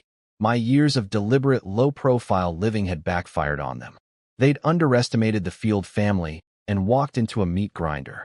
Because what nobody knew was that those ordinary maids, gardeners, and servants in my manor, a significant number of them were trained shadow guards. I'd spent over 100,000 gold coins building that hidden force over the years. If 20-odd cultists could actually take this place down, those investments would have been the biggest joke in the empire. I looked around the shelter at the shaken faces of the regular staff, the real maids, actual gardeners, kitchen helpers. Ordinary people who'd just been dragged through a nightmare they never signed up for. I gave Ford his orders quietly. Everyone stays in the shelter tonight. Extra patrols, treat the wounded first, and have a full casualty and damage report on my desk by dawn. Then I pulled Gwen aside as we walked through the empty corridors. Gwen, that Selena woman who escaped. Can you still track her? When Selena had activated her teleportation scroll, Gwen had secretly tagged her with a tracking spell. Silver dragons and their ridiculous arsenal of inherited magic. She knew far more tricks than she typically showed. Her eyes sparked. You want to hunt her down? I clenched my fist. Knuckles popped. She attacked MY home, hurt MY people, and thinks she can just run? Does she think I'm that easy to bully? Gwen closed her eyes, reaching out with her senses. A moment later, a small, satisfied smile appeared. She's injured and drained. Moving slowly. Not far. She paused, confidence radiating. At full speed, I can intercept her in no time. Revenge doesn't wait until morning. With a live tracking beacon on the target, we'd be idiots not to chase her down before she realized she'd been tagged. And this wasn't just about payback. That bone whistle she'd used, it radiated death energy identical to the stuff inside Gwen's wounds. That whistle was almost certainly a necromancer's creation. It could lead us to the cult's leadership, maybe even their hideout. As for the risks of chasing down a member of the necromancer cult, after tonight, we were already at war with them. Nothing left to lose on that front. Gwen had recovered roughly 70 to 80% of her full power. An adult silver dragon at even partial strength was enough to give most forces on this continent serious nightmares. And if we ran into something we couldn't handle, we could always just fly away, because the sky is a dragon knight's true battlefield. Minutes later, high above the field estate, a massive silver silhouette glided through the darkness without a sound. Enormous wings stretched wide enough to cover half the courtyard, cutting a graceful arc against the stars.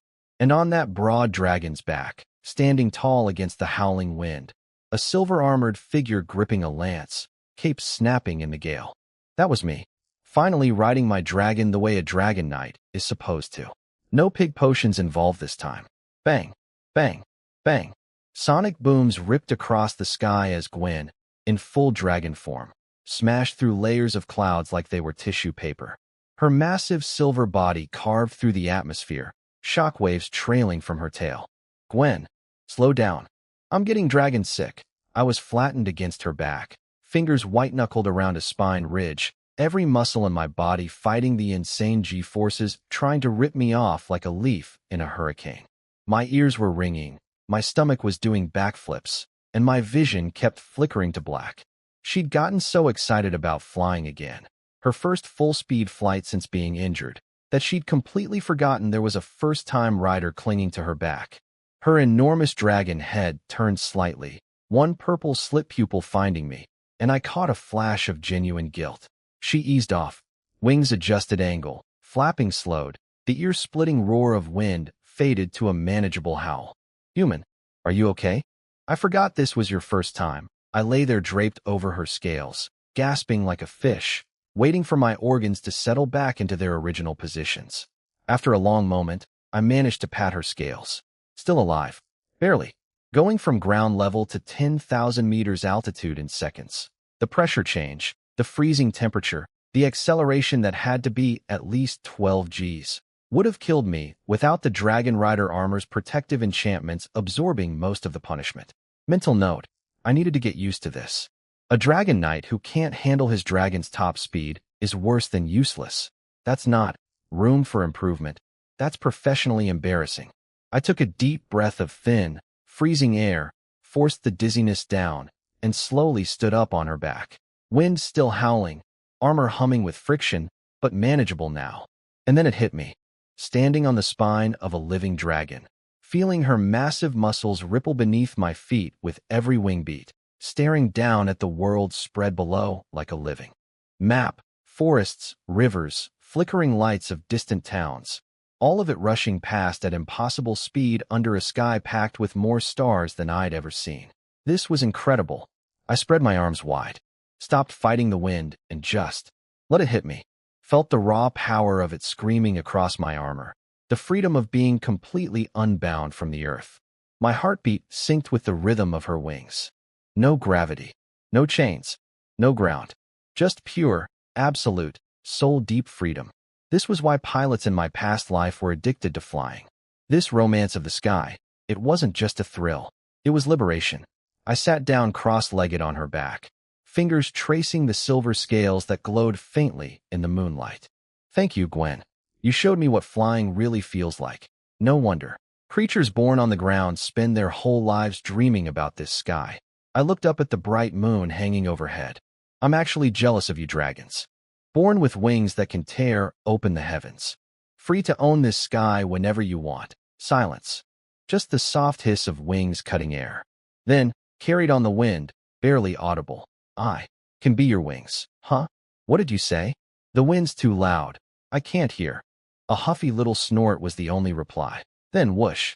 She folded her wings, tilted her massive body downward, and dove like a silver meteor. Free-fall weightlessness slammed my stomach into my throat, and I grabbed the nearest spine ridge for dear life. Her calm voice echoed through our mental link. Found her. The woman called Selena. She's in the forest below, deep in the dark forest. Selena was stumbling through the undergrowth, robe shredded, caked in mud and blood, magic nearly depleted, running on nothing but terror. She couldn't go back to the cult. Failed agents didn't get second chances. They got turned into undead puppets, conscious the entire time, suffering for eternity. She'd rather die. Her only hope: cross this forest, get over the mountains, reach the Holy Nation's border. The Church of Light's territory was the one place the necromancer cult couldn't follow. Almost there. Just a little further. I can make it. The moonlight vanished. A colossal shadow fell across the entire forest canopy. Every hair on her body stood up. Survival instinct screamed. She threw herself sideways into a bush. Boom. A silver lance slammed into the exact spot she'd been standing, burying itself deep in the earth. Blue lightning erupted from the shaft, snaking outward in every direction. She dodged the direct hit, but the lightning caught her anyway. Her entire body seized, muscles spasming, limbs going numb. She collapsed face first in the dirt. Lying there, she turned her head and saw the lance. Half a meter away, still crackling with electric arcs. She recognized it instantly. The same weapon. The same knight. How? She'd fled over 100 miles. How could he possibly have found her this fast? No time to wonder. Crash. A silver-armored figure dropped from the sky like a meteorite, slamming into the ground hard enough to make the earth shake. Dirt and leaves exploded outward. Through the settling dust, the figure slowly straightened up. Moonlight caught the sharp edges of dragon-forged armor, and from behind the narrow slits of the helm, 2 points of crimson light blazed to life. I stared down at Selena's crumpled, trembling form. Nowhere left to run.